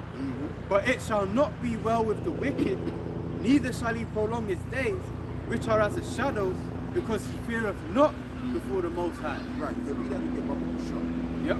Ecclesiastes 8 and verse 12. Though a sinner do evil 100 times, and his days be prolonged, yet surely I know that it shall be well with them that fear the Most High, which fear before Yeah, him. it's going to be well with us when it's all said and done, because everything that we did is going to lead to our salvation. Proverbs 11 and 4. Somebody get that. Go on, brother. Verse 13. But it shall not be well with the wicked, neither shall he prolong his days, which are as a shadow, because he feareth not before the Most High. Right. So there is a moment in time where the evil among us are going to be cut off. Eventually. So right now, as it stands, people are doing as they may, living their life, you know, living freely, liberally, and let me use that term instead. And guess what? All of this stuff, you know, that people are doing behind closed doors, is a pain. It's going to be a pain. You know, what these people are going to do, they're going to wind up taking that mark. They're going to all line up and take that mark, and that's going to be their ass. Right there and there. You know? Get that precept. This is Proverbs 11 and 4. That's what you want, yeah? Proverbs 11 verse 4 says, riches profit not in the day of wrath, but righteousness delivereth from death. Right. Righteousness is what's going to deliver you from death. So that's why it's going to go well with the righteous. Because of what we're doing right now, which is going to pave the way for our salvation. It's going to all pay off in that. So right now, it's looking like we're just doing nothing. We're doing something that's foolish. But as the scripture says, the foolishness of the Most High is wiser than that. Because even with what we're doing, we're enlightening others. Primarily the elect in this case. You know? And then once the elect have been spiritually delivered by taking heed there to the word, then guess what? Our Shah's going to come back and bring the physical good. Go on, brother. 2 Ezra 15 and 5. Behold, saith the Lord Yahweh, I will bring plagues upon the world, the sword, famine, death, and destruction, Right. for wickedness hath exceedingly polluted the whole earth, and their hurtful works are fulfilled. Right, and their hurtful works are fulfilled. So it's just like during the time of the beginning when you had the flood. When you read, I think it's in the book of, it's definitely in the book of Genesis, right? When you read about why the flood was brought, it's because wickedness waxed great on the earth. So it's the same scenario playing again on this side of the spectrum. So now, what's being preserved for fire is this work, right? Unto ungodly men. Somebody get that. So this is going to be the second reset coming around. But yeah, finish that off. There was some warning. From verse 6 again. 2 Ezra 15 and 6. For wickedness hath exceedingly polluted the whole earth, and their hurtful works are fulfilled. Therefore saith the Lord Yahweh, Right. I will hold my tongue no more as touching their wickedness, Right. which they profanely. And that's the point. I will no more hold my tongue touching their wickedness, right? So the time is going to come where the Lord is going to act. He's going to respond in a very angelic fashion. As it is also written that the Most High, he's going to send his son back, right? But it's written that he will not meet thee as a man. So, you know, this thing is, you know, this world, this filthy world that we call, England or America or Babylon, guess what, man? This shit's going down in a big way. All right? Says, no more as touching their wickedness, which they profanely commit, neither will I suffer them in those things in which they wickedly exercise themselves. Right. Behold, the innocent and the righteous blood crieth unto me, and the souls of the just complain continually. Right, and that's us. We're the ones that's complaining continually. Whether we pray, whether we groan within ourselves. The word groan, whether we groan within ourselves. The Most High is seeing all of this stuff. All right, so eventually the time is going to be where he's going to own this spot. Going up. Call for this. This is 2 Peter chapter 3 and verse 7. But the heavens and earth, which are now by the same word, are kept in store, reserved unto fire, against the day of judgment and perdition of ungodly men. Right, and perdition of ungodly men. So this world is preserved for destruction. So again, I mean, this is why we got to do what we're doing, because we don't want to get caught red-handed, being in the world or just doing that are not necessary to this truth.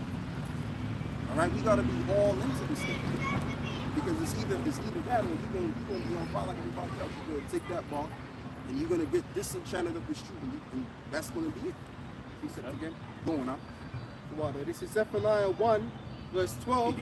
And it shall come to pass at that time that I will search Jerusalem with candles, Right. and punish the men that are settled on their lease, that say in their heart, the Lord Yahweh will not do good, Right. neither will he do evil. Yeah, you can also relate that to another precept as well. In the book of I think it's Matthew somewhere in the book of Matthew. But you ain't gonna go and get it. But yeah, when people leave the truth, what they're basically saying is, nothing's gonna happen. Everything's gonna continue is normal. No, time is gonna come where this world is gonna come to an end. Great things are gonna happen, and I don't mean that in the good sense. I mean that in the bad sense.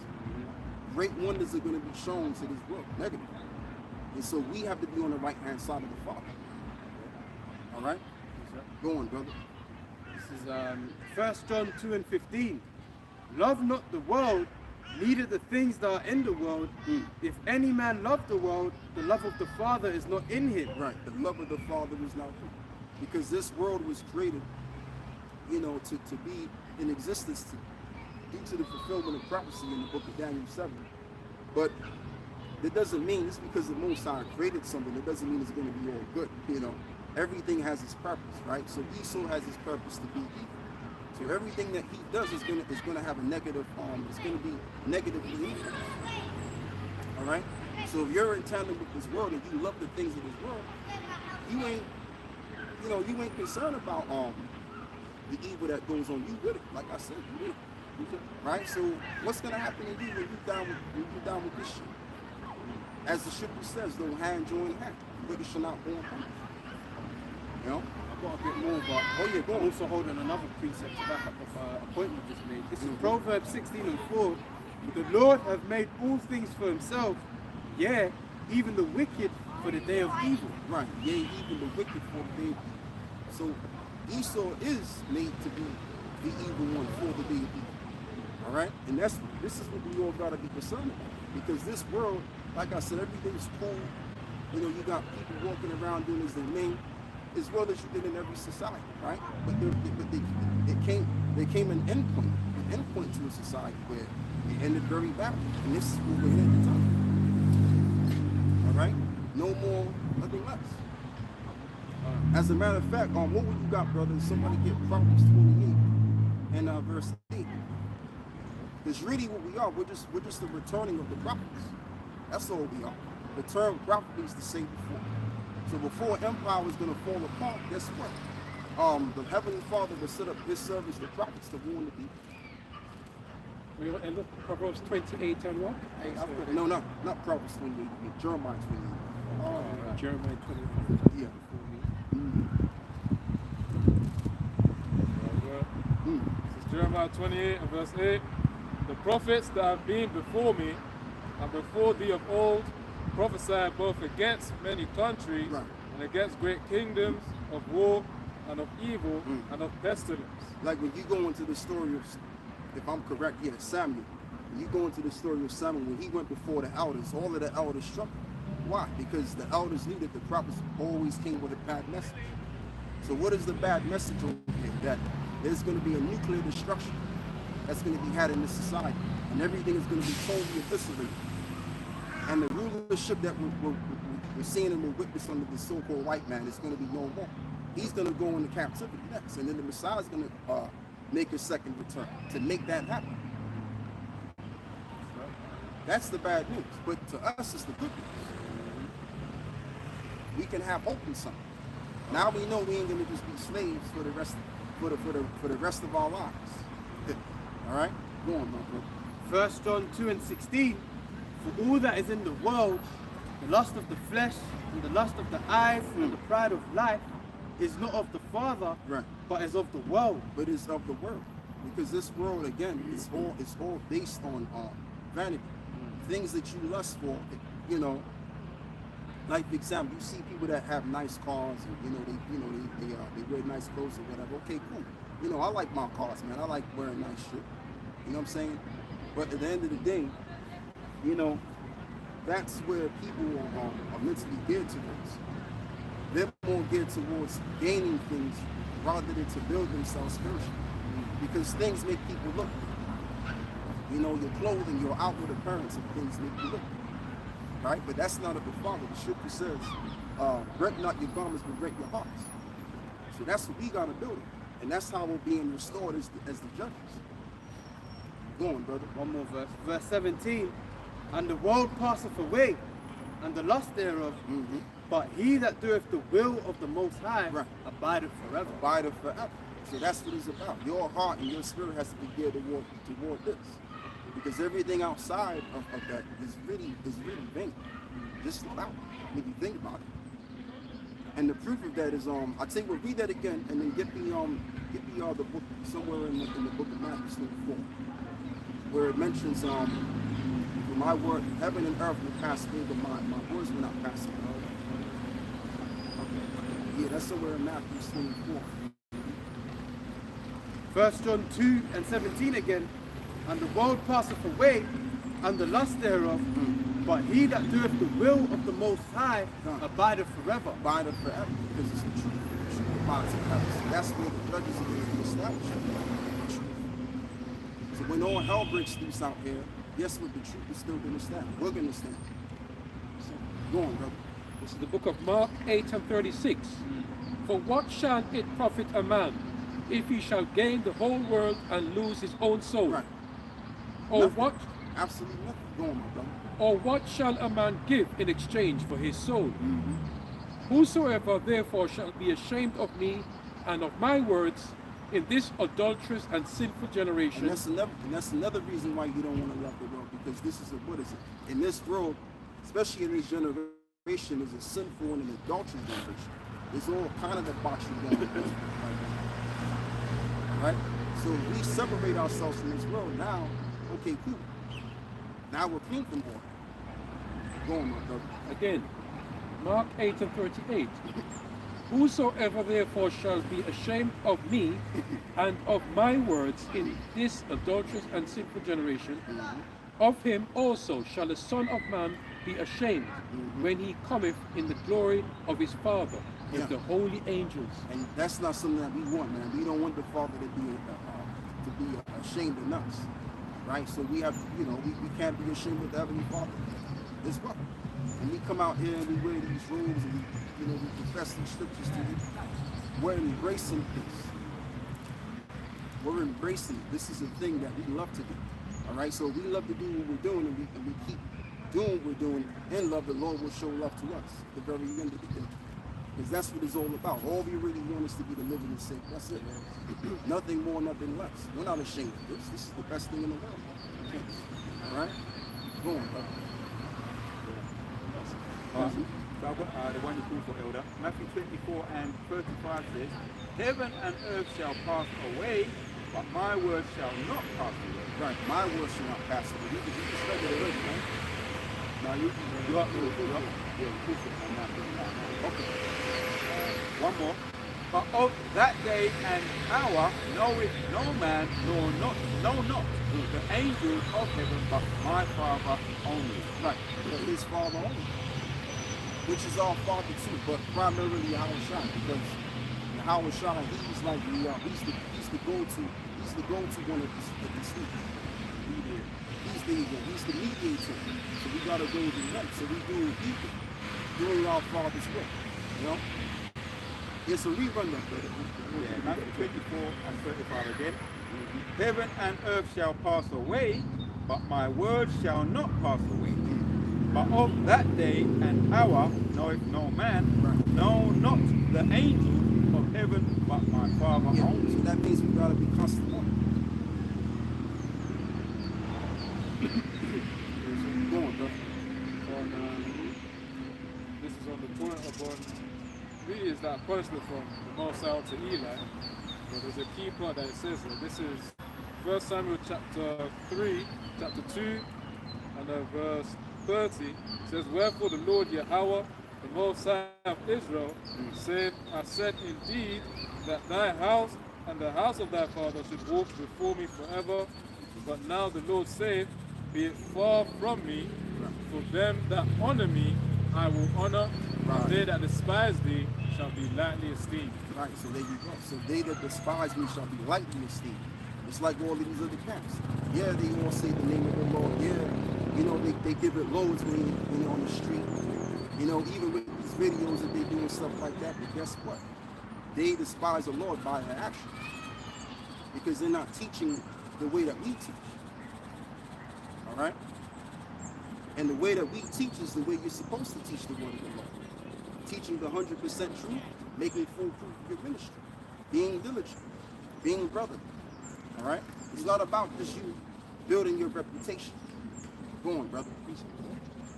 Isaiah 13:8. Now go write it before him in a table and note it in a book, that it may be for the time to come forever and ever. That this is a rebellious people, lying children that will not hear the law of the Lord, which say to the seers, See not, And to the prophets, prophesy not unto us right things. Speak unto us smooth things. Prophesy deceit. Right, and we can't be a part of that to be you know, preaching smooth things. We gotta teach the people what's of the law. What did the law say? You know, just like the king, just like one of the kings of Israel. I think his name was King Ahab at the time. You know, he didn't want to hear from Micah the prophet for what he had to say, but Micah told him what it was. That look, at the end of the day, you're gonna lose this war. So even with the kings of Israel, of our own people, we didn't really care. So how much more these other nations and the 2/3 of our own people? All right. Well, all of this right here is basically, you know, setting us up to be the judges. That's what I want to go back to at the end. No, I'm good. Yeah. So I mean, like, that's what this is the office that the Lord has given us, because highly likely we were already the elk of the elect in that time. Hopefully, Lord willing. All right. And so those same people are going to be what? The judges in the kingdom. So go back to Isaiah 1 and 26, 27, 25. Yeah. So very quick one, just to back up the point you made. 1 Corinthians 14 and 32. And the spirits of the prophets are subject to the prophet. Yeah, because we had to been doing this before. Now I remember the time when I went on the shoot first time, right? I mean, it felt a bit weird, but afterward, I was thinking to myself, man, I could do that again, right? So it's to us, it's easy to do to a degree. Okay, yeah, we have to pretty much build on our confidence, what have you, but it's like a natural thing that we actually do. You know, it's nothing really stressed too much, because we've done this before many lifetimes, Lord knows. So what we know to include, we knew back then as well. You know, so the elect, like I said, they're gonna do what they gotta do, and when it's all said and done, they're gonna be, again, those judges, those kings and those priests, governing the world. So what the Lord is doing is, in this stage, He's preparing us for all. Go on, my brother. This is Isaiah chapter 1, verse 26 to verse 27. 26. And I will restore thy judges as at the first, and thy counselors as at the beginning. Afterwards, thou shalt be called the city of righteousness, Right. the faithful city. Zion shall be redeemed with judgment, and her converts with righteousness. Right, and her converts with righteousness. So the judgments and the righteousness is all in tandem with this book. You know, how do we judge matter? We go to the book. How do we examine ourselves? We go to the book. All of these things lies the statutes and the commandments through and through. So that's how we're being restored. The converts are being restored to what? Righteousness, so to speak. And so those same men will be what? The people of the law, the leaders of the Heavenly Father, right along with Yahweh. That's the best one. Yes, so go and read what you had before. Is there some more now as well? Let me read. It says, yeah, there's a bit more. Verse 27, Zion shall be redeemed with judgment, and her converts with righteousness, Right. and the destruction of the transgressors, and of the sinners shall be together, Yeah. and they that forsake the Lord Yahweh shall be consumed. Yeah, and that's all going to take place in America, because in America, primarily you have what is called the 2/3. So they're going to be consumed. All right? But see, with us, if we continue in righteousness, then we will be delivered and saved. And that's why Yahweh Shai, when he died on the cross and all of that, and he went through what he had to go through, it paved the way for us to be reconciled. You know, and under this grace period, too, we can show and prove that we do this is where it concerns us. You know, you got something, right? On the 2/3, Zechariah 13 and 8, and it shall come to pass that in all the land, saith the Lord, 2 parts therein shall be cut off and die, but the third shall be left therein. Right, and the third shall be left in the go. Verse 9, and I will bring the third part through the fire, and will refine them as silver is refined. Right, and what is the refine? What is that? Meaning we're gonna have to go through that tribulation. Oh, somebody get Acts 14 and 20. Get Acts 14 and 22. So this evil time that's going to be brought upon us by the hand of Esau, really primarily by the hand of Yahweh Shai, is what's going to refine us even more. Just wave. How you doing, waving? I was wondering if he's waving. The truth is coming. Yeah, waving at us, man. Yeah. As Acts 14, yeah. Yes. No. This shit is getting out there. Yep. If you just had one woman walk past, right, and had them those women in the car saying, "Call me on Charlotte," and all that. And another thing, blow by on the back saying, "Hey, Israelites." When I first saw him, right, he was waving and he didn't blow his horn, so they want to be able to give them respect without blowing their cover. So you could have, there may be secret disciples. That's it, secret disciples. What the one you asked for, yeah? Acts 14 and 22, confirming the souls of the disciples and exhorting them to continue in the faith, and that we must, through much tribulation, enter unto the kingdom of Yahweh. Yeah, and that's going to be the refinement. It's that much tribulation that we're going to have to go. And we know that, of course, the time of temptation is going to come. We know that the mark of the beast is going to come. All of these things which is going to make up in totality that evil day, Jacob's trouble. We're going to have to go through all of that. And then it's going to be declared who the Lord's chosen. Then it's going to be declared also, as it is written in the book of John, chapter 10 and 28, that these are the men who the Father has given up Yahweh Shah, and that, none of them are lost. No man have plucked them out of my hand. Okay? Go on, brother. I have one. Colossians 1 verse 23. If ye continue in the faith, grounded and settled, and be not moved away from the hope of the gospel, which ye have heard, and which was preached to every creature which is under heaven, whereof I, Paul, am a minister. As well as Paul said in the book of Romans, the 8th chapter, he said that there's nothing that can turn me from the faith. I'm just saying it my words. Separate us. Right. No height, no depths can separate us. And so that, therefore, he was grounded and he was built up. He was rooted. And he mentioned that too. That we are, that we're grounded and rooted up in. Yes. It's like, for example, we spoke about it before. These large trees that you see, the reason why you can't move them because they got excessive roots under the floor, underneath the ground. So that's how we gotta be with this faith. So no matter how hard things get or how things are going to get in the future, we're still gonna be grounded because we're grounded in the truth. Go on, brother. You got something. This is Romans 5. And I'm going to start at the top in the NLT. Romans 5:1, NLT. It says, therefore, since we have been made right in the Most High sight by faith, we have peace with the Most High because of what Yahweh Shai Hamashiach, our Lord, has done for us. Because of our faith, Hamashiach has brought us into this place of undeserved privilege where we now stand. Read that again. Romans 5:2 in the NLT. Because of our faith, Hamashiach has brought us into this place of undeserved privilege where we now stand, and we confidently and joyfully look forward to sharing the Most High Yahweh's glory. That's in a different book, right? In the NLT. Right? So you gotta check them other joints, man. Go on, my brother. Verse 3, we can rejoice too when we run into problems and trials, for we know that they help us develop endurance. And endurance develops strength of character, and character strengthens our confident hope of salvation. And do those things, but you also exercise your faith. Because if you're willing to go do this or that, you can go do probably a little bit more than what you went through before. So the Lord puts these different trials on. But again, all of this is just to show who are the Lord's chosen and who are going to be afforded these positions in the kingdom, be the judges.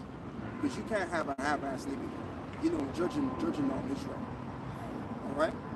So the test has to be ran right now. We're going through the authorization process as it stands. Go on, brother. You got some more. That's it.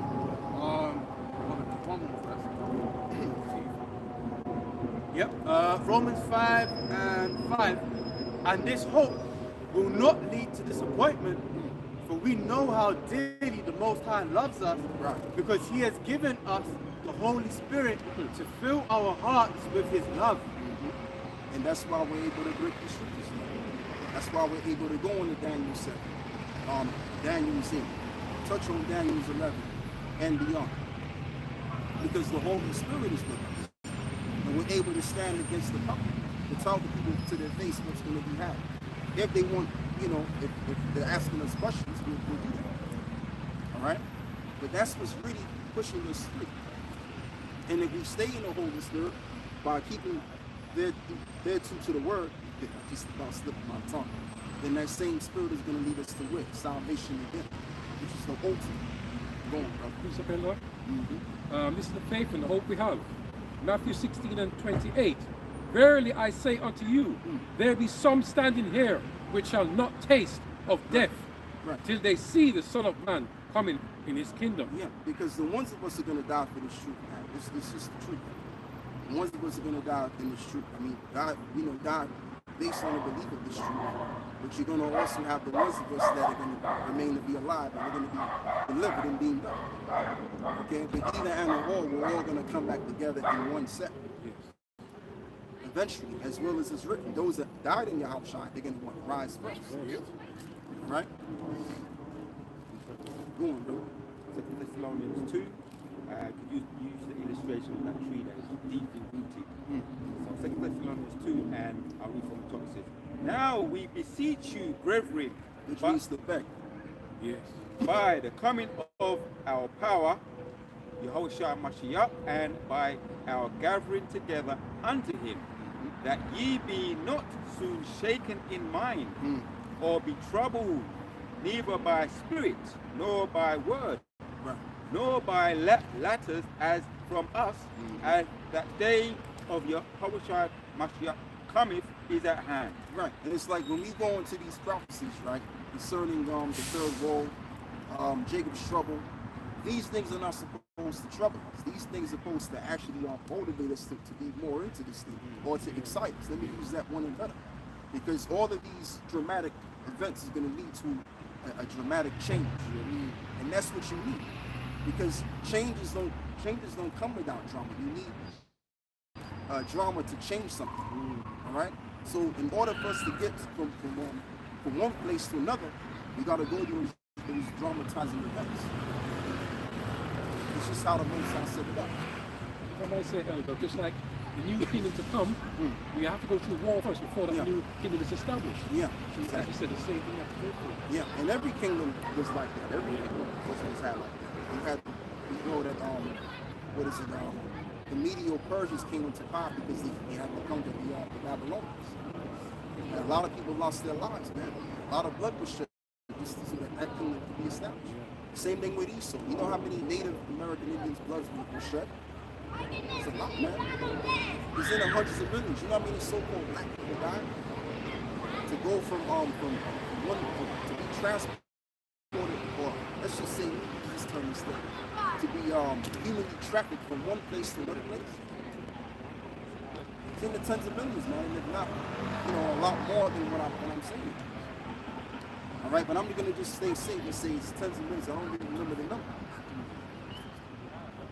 I just think you said it, because just recently I've just done a little fact check on, just a quick fact check on how many people got missing, because it's all about trafficking. First of all, in America, it's around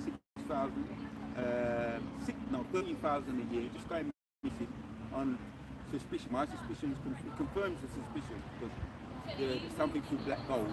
Right? We speak of it as coal, but that suspicion's coming up. People are going missing over in England. It's 20,000 go missing a year as well. So it's all, and Captain made mention of one of the biggest organs on the body is the skin. So we need to just put two and two together. Right, over in Buffalo, there's a couple of people. They're saying someone phoned up Karina She, one of the phone-ins, and said there's people just be going missing, just randomly going missing in New York, Buffalo. Brothers who know about that over there know. It's not being, obviously they're not pushing that into the mainstream, but really ties in back with the trafficking. We need to, be a fact checking and research. that people still getting trafficked. Can I say something about the Bashar? I saw a video maybe a couple of weeks ago. It was of a security camera, and there's a woman walking by herself down a road. A van pulled up, and the doors opened, and she froze, and it was like they were going to grab her and pull her in the van, but a dog came running out of nowhere and started barking, and they got scared and they drove off. So, you know, people are going, as you say, coming up missing, being trafficked for their organs and all kinds of shit. So that was a woman who got lucky. She escaped being kidnapped. But, you know, it does happen. Yeah. Yeah, they was walking past the market, they opened up this market, infamous tobacco in Buffalo in New York. Shutters in this market, infamous market, they opened it up and they said that there was a whole heap of dead bodies piled on each other of Jakes. Yeah. The more you dig into it, the rabbit hole goes deep. Yeah, because the thing with Jake has the melanin, which that's going for a lot of money, and then the organ business is going for a lot of money, and it's all Amalekites that's allowed to do this stuff. If you were able to do this yourself, you'd be locked up quick to make you out. You know, regular people can't do stuff like that. Only they have the immunity to do that. And that proves who's in power. That proves that they're in the power. So how can they be efficient? They're able to get away with so much shit. You know, but the point that I want to go back into talking about is that again, changes happen through drama. You know, go on, my brother. So like, yeah, this is just on the point that you're just making. Okay. This is Genesis 26, so like Genesis 25 and verse 23, and it says, "And the Lord Yahweh said unto her, 2 nations are in thy root, and 2 manner of people shall be separated from thy bowels, and the one people shall be stronger than the other people, which is us. and the elder shall serve the younger." And if I may say, that's why they want Jake parts, because we've got stronger bodies than they have. Yeah, and even the blood too. They want the blood, because they say as the scripture says, life is in the blood. So Jake has a lot of life in him. And these Edomites, because they're dead in the spirit, you know, they need our blood. They need our blood to drink so that they can get down and do what they gotta do. But primarily is the adrenal form that they need. Because it gives them the adrenaline, that high. It makes them look young. Yeah, it makes them look young too. Go on, brother. This is 2nd Ezra 6 and 57. You know, I start 56. As for the other people, which also come of Adam, thou hast said that they are nothing, but be like unto spittle. Right, and that's what the law said. The law said that these are the nations which came out of Adam are likened unto spittle. They're absolutely nothing. So if they're absolutely nothing in the eyes of the Lord, why do we need to come out? Why do we need to be considered in terms of looking at them as an high regard? Like you know, when you watch what is it, man, the elder Minatazar, right? Like he would do videos about people on TikTok, right? So you got these black ass women against the idea that you know, these are the nations that are gonna be ruled over. That's just the best way I can put it, right? Not my Jesus. Yeah, not my Jesus, right? Like the truth is subjective. No, the truth is the truth. And according to what this reads, is that the Lord doesn't consider these nations. Go on, brother. You should be able to give up a shot. 2nd Ezra 6 and 56. As for the other people, which also come of Adam, thou hast said that they are nothing, but be like unto spittle. Because you know, when you look at these other nations, right, they're the reincarnation of the sons of men among the Adamites. That's all they are. And then you have the sons of the wicked, which is Esau. And then you have the sons of God, which is us. So the sons of God are going to be the ones to rule over everything, which goes all the way back to Genesis, if I'm correct, the first couple of chapters now, where it mentions that. I'll tell you what, somebody get that. You know where it mentions in the book of Genesis, right, where it says that the beasts of the field and The day that the beast made. no, that we're going to rule over the beasts of the field. Men shall rule over the beasts of the field, something like that. I think it might be Genesis 1 and 26. That's what I was thinking, but That's right in the mark. Genesis 1 and 26.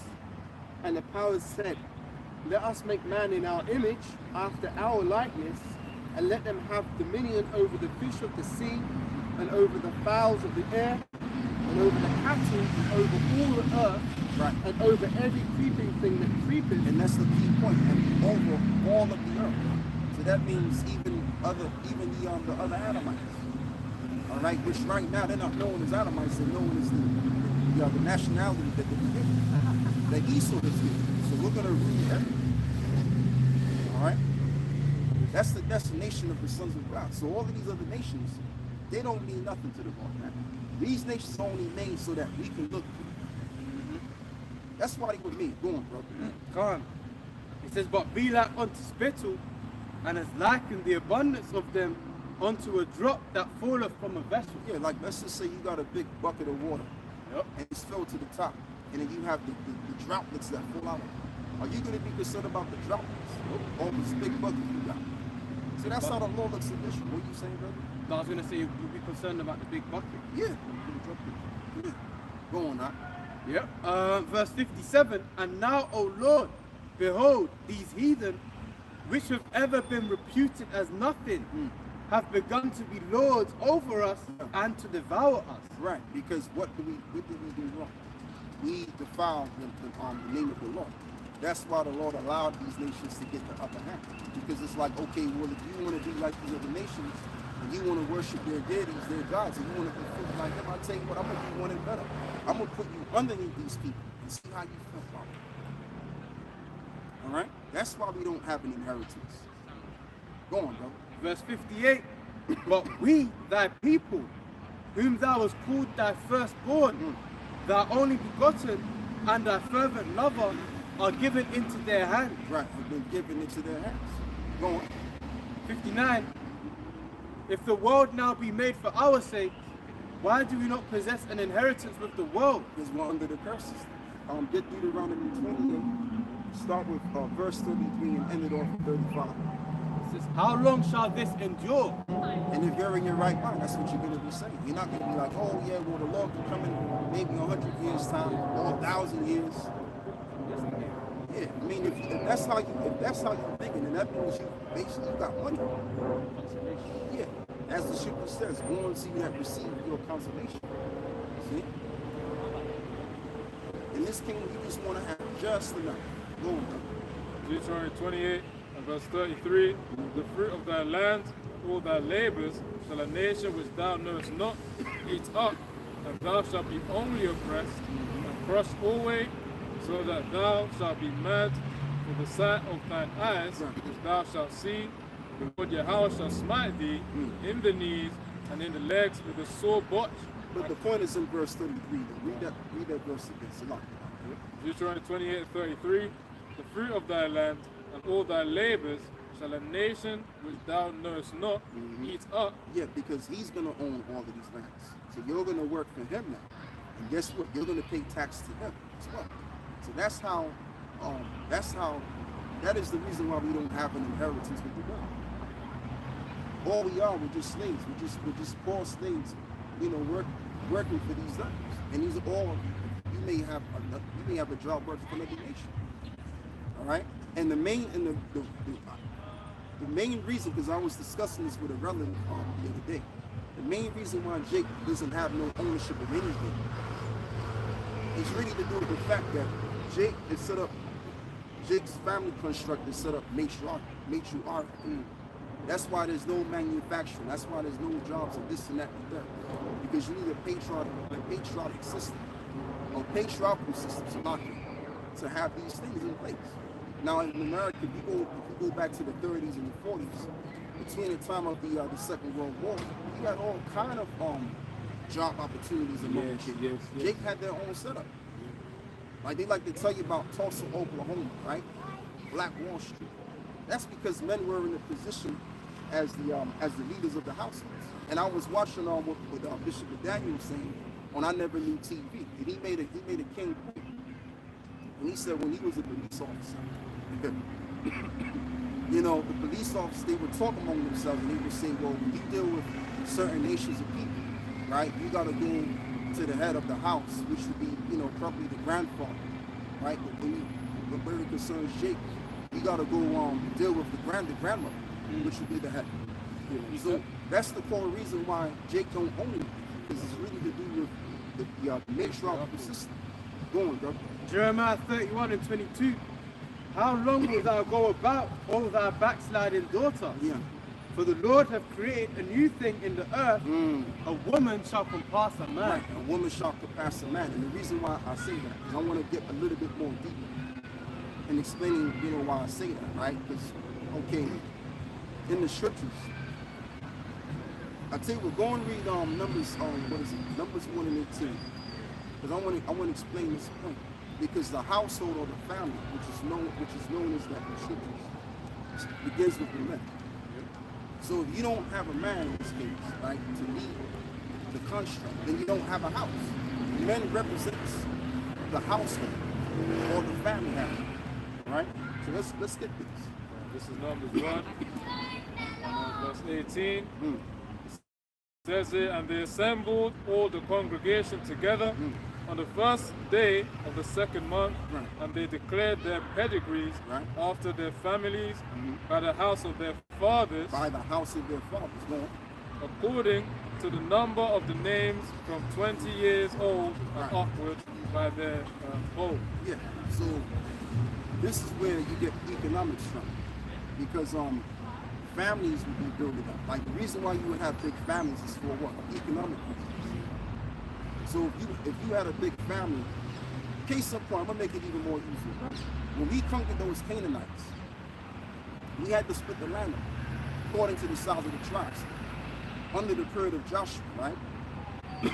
So, the larger families, they would get larger portions of lands, and they would be mixing up within each other because so that the inheritance don't get confused, right? So the thing of it is, if you own land, then you have a portion of power, or you have some kind of independence, and usually it would be the men that would be running all of this stuff, and therefore you have what a proper functioning family. But when you don't have that setup, you don't have anything. So now you gotta go. And when I say you don't have anything, you don't have an economy. So now you gotta go to someone else's economy. That's why Jake has to go get a job. Rather than going to get a job among their own, they have to go outside and go get a job from somebody else. Because they have a matriarchal system. And Esau set that up by the women's liberation. Keep going, brother. Because proud before the women's liberation, you got the patriarchal system. Okay. Go on, brother. This is Isaiah chapter 3 and verse 12, and it says, "As for my people, children are their oppressors, Yeah. and women rule over them." Right, and that's another key point you got to factor in. Read that part again. I want to get this correct. Right, Isaiah 3 and verse 12 again. "As for my people, children are their oppressors, Children are their oppressors. Go on. and women rule over And them." women rule over them because it was in the plan of Amalek to set that system right.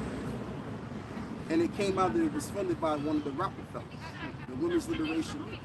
So what that did was that basically brought the poor families even more poor. But what it did was it took the female from her position to exalt her and take the man out the house. That's what that did. And they did this so that they can crush competition, because families, of course, when you have a family knit together, especially if it's headed by the man, you have a functioning family. But when you take him out of the equation, now you have poor people. All right? Women-led families create poor people. And that's what Esau knows. Go on, my brother. Just a touch more. It says, "O my people, they which lead thee cause thee to err and destroy the way of thy paths." Right? Destroy the way of God's paths. So the ones that's causing us to err is that black woman, man. But Esau set that up in position. And the thing of it is, we needed to go through all of this so that we can do things correctly in the kingdom. So it's bad now the way it is, but how long is it going to go for? It's not going to go for a long period of time. But that's the real reason why Jake don't own any kind of real estate or own it. Go on, brother. Just to add to your point, as you're saying, we're in a matriarchal society, Yeah. and we're being led by someone who fundamentally doesn't have any wisdom, Yeah. and that's backed by the scriptures. Yeah. This is Job 39 and 17. "Because the Most High have deprived her of wisdom, Thank you, brother. neither hath he imparted to her understanding. Yeah, because it's not in a woman, it's not in a woman's ability to build jobs and to keep the family stable. They're just there to nurture. Women are built to do what they gotta do, right? So what it was with Esau, that Esau just put them in a certain position where they had to hold it down, right? And that's just how it went down. But Esau already knew what it was. He knew, okay, if we do this and we do that, they conspired they've conspired this, man. He's like, yo, if we do this and we do that, then that would be the outcome. This would be the outcome. They calculated, and it's actually worked. All right, so now you got a bunch of people that have no direction. They have no opportunities. And plus, if they go outside of where they go get a job, they get shut down. So it's just a mess, man. And that's why you have you have drug dealing and all this extra stuff, because you got too many kids, but there's a limit of opportunities. You know, go on, brother. He said, Deuteronomy 28 and 48. Therefore shalt thou serve thine enemies, which the Lord our power shall send against thee, in hunger and in thirst and in nakedness and the want of all things. And in the want of all things. Again, economics, which the term economy means what? Householder or house manager. So again, who is the house? The house is the man. So if you take the man out of the equation, now you got to go somewhere else to go get your shit. Now you got to go in his house. Now you got to go get a job from him. Buy his clothes. Build up his economy. Now you're just a slave because you don't own any land. And the proof of that is the fact that you have to pay taxes, which taxes go back to tithes, which goes back to 10%. All right, but this devil, he's so corrupt, you'll have to pay way more than that because he's greedy and gain. Go on, devil. And he shall put a yoke of iron upon thy neck until he have destroyed him. And that's what he did, physically and also systematically with these credit cards and the currency that you use. And now he wants to do it on another level with the mark of the beast system. All right, so now you're really going to be chained up to him. So if he has a brain chip in your head or under your skin, I'm just going to just come out and say, man, you know, if they're able to put brain chips in your head and you're allowing them to do this, they got you, man. Once you got a man's head, you got power over that man. You got the soul of that man. And that's what this devil is trying to do. Go on, brother.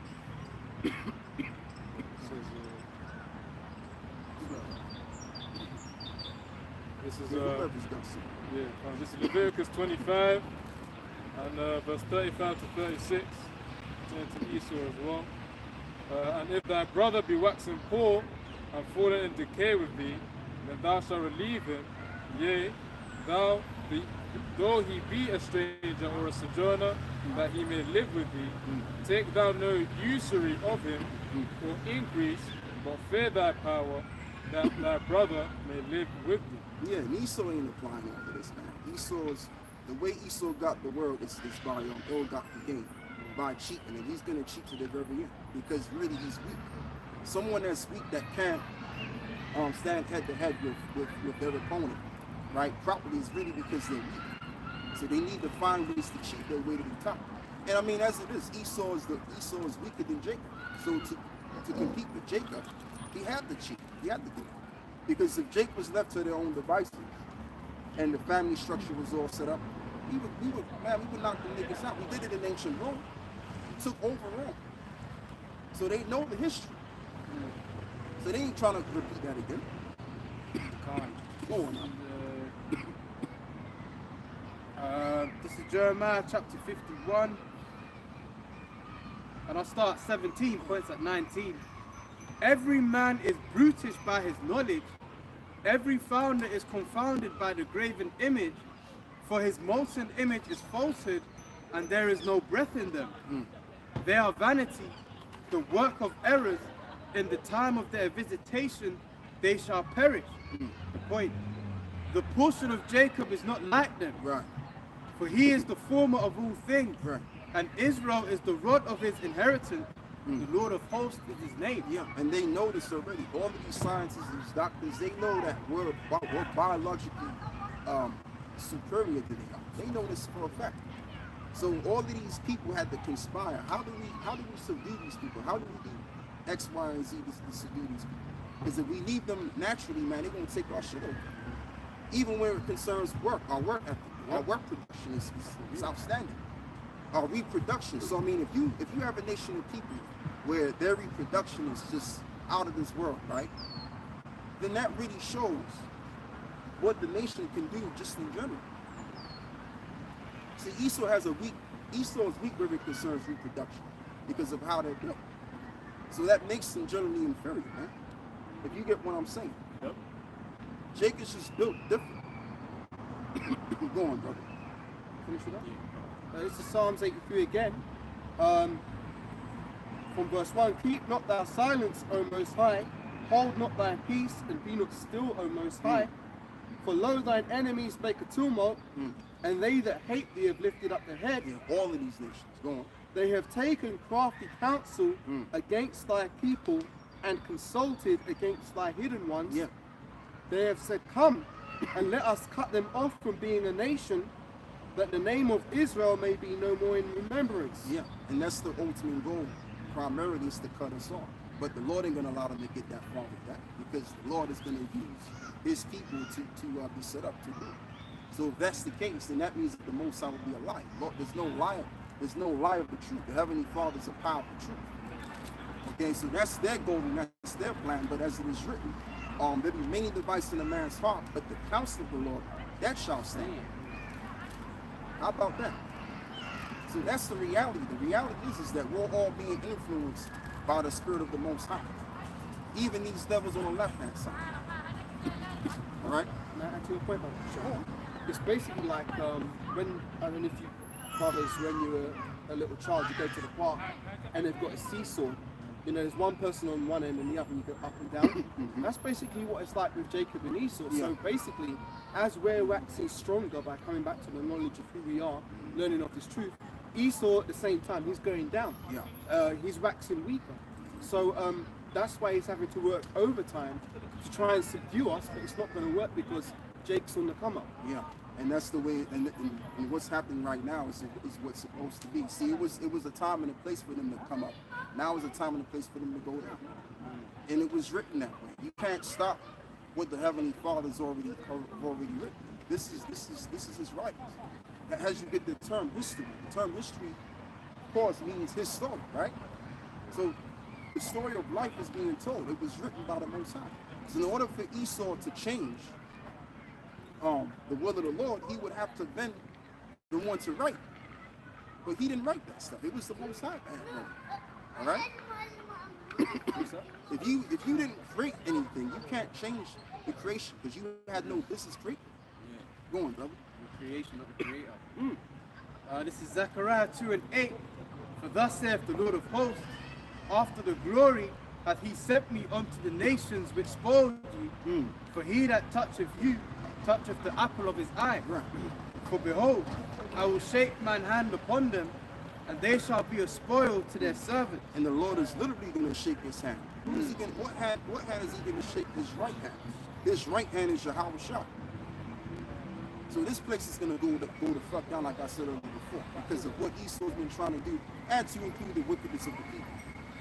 Right? And then eventually, Jacob's going to be set up the way they should have been set up a long time ago.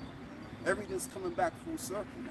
Just by the mere fact that we're calling ourselves Israelites, that in itself should tell you something. Yep. That this is all done by divine design, baby. All right? And you ain't going to put a stop to this, Esau. It's over and out for you. Once we come back to who we are, it's out for you. You're through. There's nothing more you can do than what you've already done.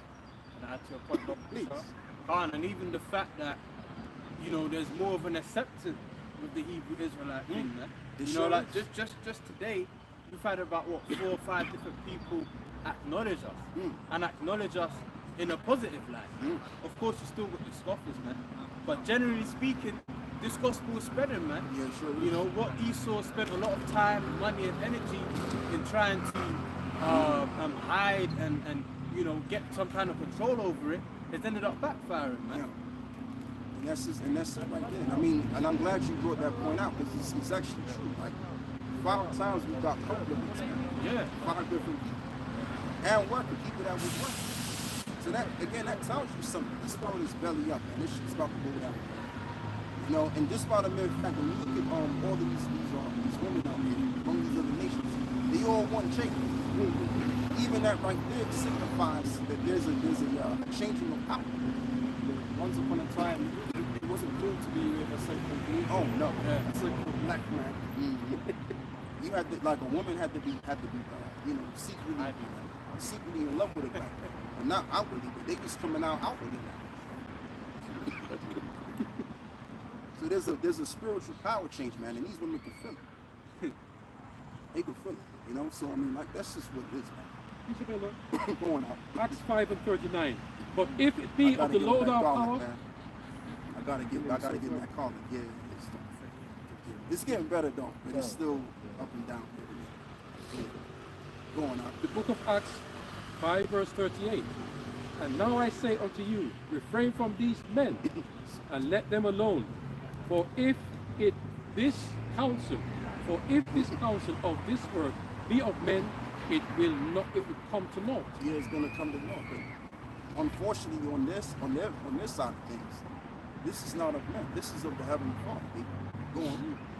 But if it be of the Lord our power, Yahweh Ba'Shem Yahushai Ba'Shem Yikra Kodash, ye cannot overthrow it. Yeah, you can't overthrow it. And I mean, the heavenly Father set us up for a reason. Like I said earlier before, because we're transitioning we're about to transition from one. Well, I'm not gonna say we're about. We are transitioning from one world to the next one. It's a changing of world. This is the reality, so that you can't put away. And even you jakes that want to stay in captivity, you can't do away with that reality. All right. So things don't never stay the same. Things change from time to time. And it's time for us to get our get up. That's what time is. We're gonna rule forever. When we come in the power seat, it ain't gonna be for a particular point in time and then go down. No, we're gonna rule forever. Daniel 7. Somebody get that. Daniel 7 and I think it's somewhere in verse 27. I'm not going for it. Go on, you got that. Point. This is Isaiah 45 and 17. It says, you know, let me start at 15. No, 27. 7:27. Isaiah 45 and 15, I'll start at 17, sorry, 45 and 15 points at 17. Verily, thou art a power that hidest thyself, O power of Israel, the Savior. Yeah, and see, the Lord is going to make it very well known through his son that the Lord is the power of who they call us so-called blacks, Latinos, Native Americans, the Israelites. That's going to be a well-known thing. When Yahweh Shah makes a second return and we're getting beamed up, Esau's going to see. And all these other nations that thought that they were the best thing yet, right? Because Esau didn't gas them up somehow, some way, in the way they did it. Everyone's going to know that they were just, you know, people that the Lord didn't regard. And that these are the people that I highly regard. All right? The least of the people, the Lord is going to exalt them. Just like he did, as it is written in the book of Deuteronomy, the 7th chapter. I chose you not because you were great, but because you were the least among them. So the Lord is going to make that statement again. All right? And he's going to use the least and exalt them to blood. Boom. Isaiah 45 and 16. They shall be ashamed and also confounded, all of them. They shall go to confusion together that are makers of idols. But Israel shall be saved in the Lord with an everlasting salvation. Read that again. Yep. Isaiah 45 and 17. But Israel shall be saved in the Lord with an everlasting salvation. Right. No, go up a verse. Verse 16. Makers of idols. They shall be ashamed and also confounded, all of them. They shall go to confusion together that are makers of idols. Yeah, and that's all of these other nations. They were always known for making idols, coming up with these paganistic deities, counterfeit doctrines and shit. That was always them. So when they see us get delivered and stuff, they're going to be confused because they're going to think to themselves with that. Like, I thought that these people were always going to be a piece of shit. By the doctrine of Esau. You know? Malachi 1. Is there any more on that? What is it? Just the point, right? Verse 17. But Israel shall be saved in the Lord with an everlasting salvation. Ye shall not be ashamed nor confounded, world without end. Right. And we're going to be that world without end. Just like I said earlier before, when we rule, it's going to be forever. There ain't going to be no end to Jacob's rule. We're going to have an eternal rule. That's why the Apostle Paul mentioned that we're going to inherit what? The eternal weight of glory. So we're going to just continue to excel. There's not going to be no end in sight. Plus, we're going to be gods, which proves that. Because there's no end to it. There's no end to the Most High, is it? So if we're going to be made in like manner, but just, you know, on a lower level, then again, there's no end to us. There ain't going to be no end to us. So we're literally going to be a world without end. All right, and that's something that Esau's trying to do. Esau's trying to pay billions of dollars to find out if he can transcend beyond the grounds of you know, of this nature source. Yeah, it's not going to work because the left-hand side cannot provide that knowledge to you, nor can it give you that ability. Only Yahweh Shah can give you that. You know, and another thing too, one last thing. That's something that the sons of God had before. So if the sons of the wicked ones, if they didn't have that, they ain't gonna get it. The sons of God are gonna retain that information and also tap into that power. Because they had it before. Go on, bro. Cool for this is Daniel 7 and verse 27. And the kingdom and dominion and the greatness of the kingdom under the whole heaven shall be given to the people of the saints of the Most High, whose kingdom is an everlasting kingdom, and all dominions shall serve and obey him. Right, and all dominions shall serve and obey him. So that's all of these nations. Now we're going to give them their piece of the cut. You know, we're going to give them their cut and all that. They're going to have their governments and their setup. But guess what? They're still going to be underlings under us. Their government is going to be influenced by us. It's kind of like how Esau got it. Now, in every country, you have a central bank. Even in China, you got a central bank. Why are these banks over and yonder? Because those banks have the power to, you know, influence government. Okay, so it's like the Rothschilds now, their influence is worldwide. So there it is, you got people that make up, let's just say 0.2%, right? Because it's only a very few of them that, you know, a minute few people that control the world. They're able to do that because they have all of these you know, these banks around. So it's the same thing going to be with us. We're going to have the utmost influence around the world, and there's only going to be 144,000 men governing the entire planet. So if it's like that now, then damn it, it could be more like that in the kingdom, being that we're going to be gods. What's going, brother? Malachi 1 and 2 says, I have loved you, says Yahweh, yet ye say, wherein hast thou loved us? Was not Esau Jacob's brother? Saith Yahweh, yet I love Jacob. Right, yet I love Jacob. So the Lord loves his son. The Lord hates his son.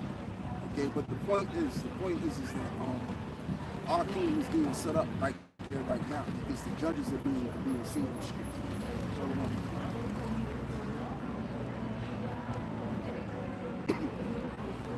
The judges are being seen now. The prophets are being seen. Right? The future kings and priests are being seen, which represents another world. All right, that's in coming. Somebody get 2nd Ezra 6 and 9.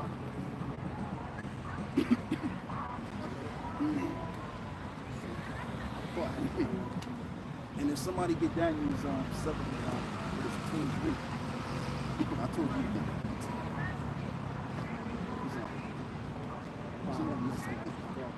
Second Ezra 69, ready? Second Ezra chapter 6 verse 9 says, for Esau is the end of the world, and Jacob is the beginning of it that followeth. The hand of man is betwixt the heel and the hand, and other question Ezra's asked thou not. Yeah, and the hand that which was on his heel symbolizes Jacob pulling Esau down out of power, which Yahweh Shah is going to be the main power to do something. He's going to be the main power, which his father is going to give him the power to destroy this man and take him out of power. And his power is going to end through the nuclear destruction, and more so the power of the law. That's going to be the end of this place, man. That's how it's going down. And we're going to keep telling you the same thing over and over again. because it's just the reality. What else can we tell you? We can't tell you things that you know, the Lord didn't say. We can only tell you from the word of the Lord. It's our job. And they're sick and tired, and I know Esau's, getting, sick and tired of hearing us, hearing what we're saying, because they're about to come with a law, right? As the article says, the council seeks to lock up Christian preachers or Christian preachers for 2 years. I mean, you could lock the service, the prophets up. It really doesn't make a difference what you do to us. At the end of the day, the purpose of the Lord is going to stand. You guys are going down. You've had your time in the sunshine. Now we're going to have our time in the sunshine, right? As far as it goes, what time you got? For sure. What time now? Okay. Yeah, Daniel. Okay, yeah, read that. This is Daniel 7 and verse 23. Thus he said, the fourth beast shall be the fourth kingdom upon the earth, which shall be diverse from all kingdoms, and shall devour the whole earth, and shall tread it down. Yeah, read it louder, Bubba, sure. This is Daniel 7 of 23. Thus he said, the fourth beast shall be the fourth kingdom upon the earth, which shall be diverse from all kingdoms. Yeah, which is wrong, because right before Rome, all of the kings would wear purple, and they would wear the crown, right? It's in the apocrypha somewhere. But the Romans, they ruled with the Senate. People were able to vote, vote better on the Caesar written, just like how it is right now. You got a so-called vote, the prime minister, your president in office. Because what they're doing is they're going by the same ways of how ancient Rome. This is nothing more than a rebirth of Rome. So that's what made them diverse. Go on. Because, and just to include as well, everything you had, in these other kingdoms, you had, a lineage type of way of rulership. Like if he was the king and I got old and I might have, I'm about to, give it the spirit or whatever, right? I'm getting old and I'm not as sharp as I used to be. I give it to my son, and my son takes over. And that's how it was in the ancient world. They call that succession. Yes, thank you, brother. Thank you. Succession. So it wasn't a family. It was nepotism. But in this Roman system, you get to pick and choose your Caesars, and they will last for a time, and then the next one will come in as you see it now. So it was a succession-based setup right before Rome. Go on. It says, which shall be diverse from all kingdoms, and shall devour the whole earth, and shall tread it down and break it in pieces. And shall tread it down and break it in pieces. So all of these kingdoms all together are going to be, or should I say, the kingdom which is going to come is going to supersede all of these kingdoms. I tell you what, read that again. I might have broke that down wrong. Read that again. Daniel 7, verse 23. It says, thus he said, the fourth beast shall be the fourth kingdom upon the earth, which shall be diverse from all kingdoms, and shall devour the whole earth, and shall tread it down and break it in pieces. Yeah, read it good so we can get the right context. I read from verse 21. Daniel 7 and 21. I beheld, and the same horn made war with the saints, and prevailed against them, until the Ancient of Days came, and judgment was given to the saints of the Most High. And the time came that the saints possessed the kingdom. Thus he said, the fourth beast shall be the fourth kingdom upon the earth, which shall be diverse from all kingdoms, and shall devour the whole earth, and shall tread it down and break it in pieces. Right, yeah, because that's talking about now. Because ancient Rome, they only grew around the Mediterranean area. But this Rome has influenced the whole wide world. All right, go on. It says in verse 24. Yeah, go on.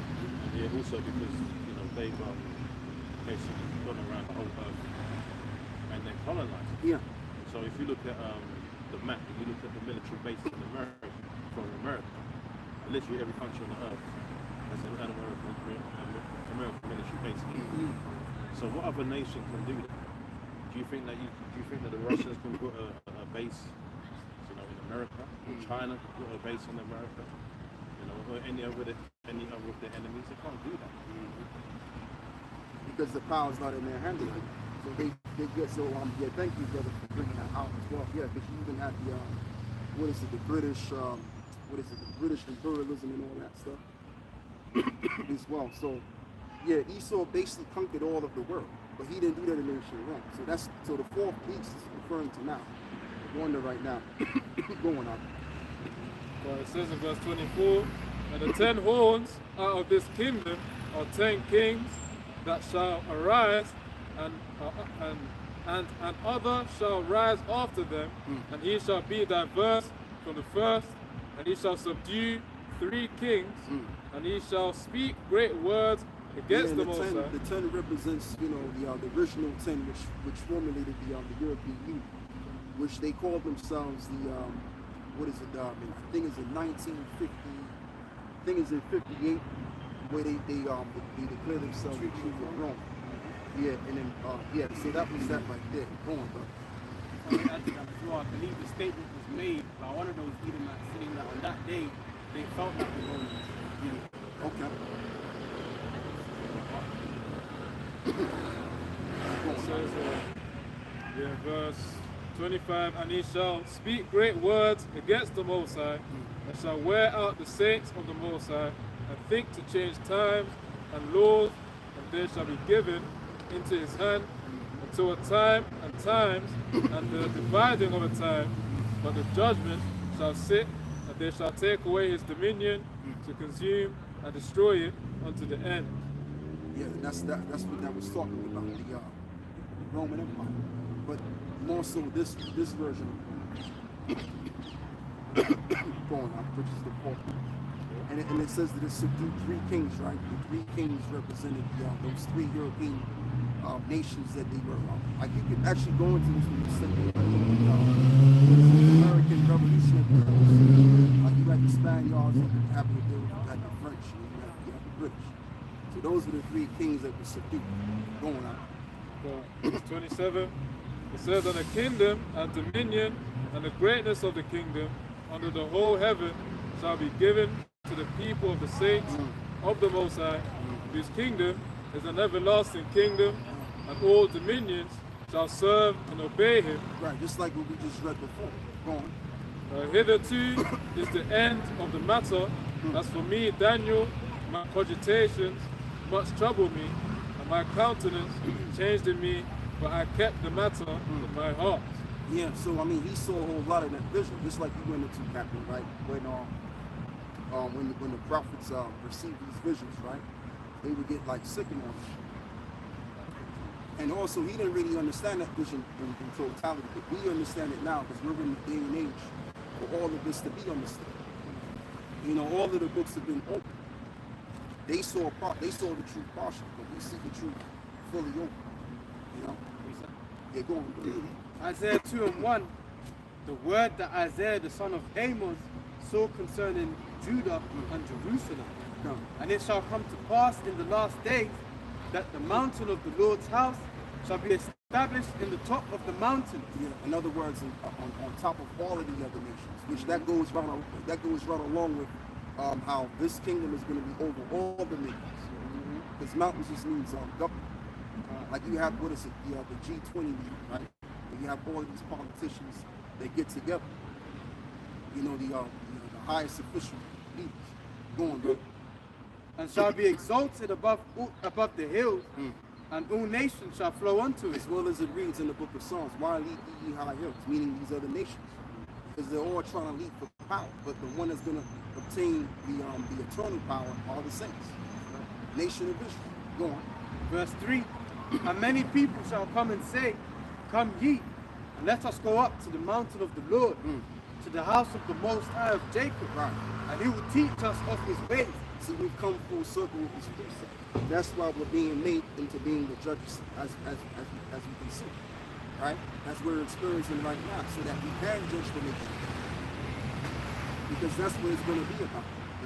That's where the bus is going to stop. It's going to stop at us, and that stop is going to be Well, I ain't gonna say that. That ain't even gonna do that. But you get what I'm saying. That's where the bus is gonna stop. That's all I got to say. Like, go on, brother. And he will teach us of his ways, and we will walk in his path. For out of Zion shall go forth the Lord, Right. and the word of the Lord from Jerusalem. So there you go. One last precept and we'll cut it out. Someone get Psalms 24.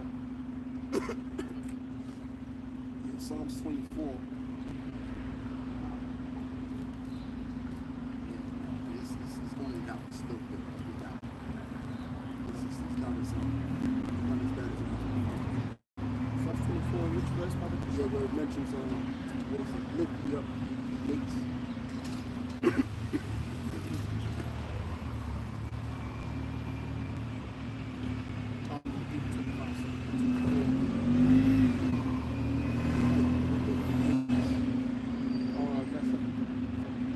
That's great. This is Psalms 24, verse 7. Lift up your heads, O ye gates, and be ye lift up, ye everlasting doors, and the King of glory shall come in. Yeah, we represent the gates. Because at the gates, the leaders would be there. There would be so much going on. You would have the judges doing their thing. The king would be there. Everybody was there. The leadership was there. So just to put it shortly, we have to be. We're being lifted up right now, based on this word, as it is written, "Arise and shine, for thy glory is come." All right. So yeah, finish that off. You can't. It says, who is the King of glory? The Lord Yahweh strong and mighty, the Lord Yahweh mighty in battle. Right. Lift up your heads, O ye gates, even lift them up, ye everlasting doors, Right. and the King of glory shall come And in. the King of glory, we know that's Yahweh. Go on. Who is the King of glory? The Lord of hosts, he is the King of glory, Salah. Right, there you go. So we have the King of glory in our hearts. And so now we're being prepared to, we are going to be the future gates. You know? So that's all I got to say. And we go, that's all we got to say. All right, so with that, we want to give all of the praises and the glory to the Most High and the Son. Allah, Hashem, Yahshua, Hashem, Vakadosh. With that, we're going to close out. We're going to say Shalom. Shalom. Yeah, let's line up. Shalom.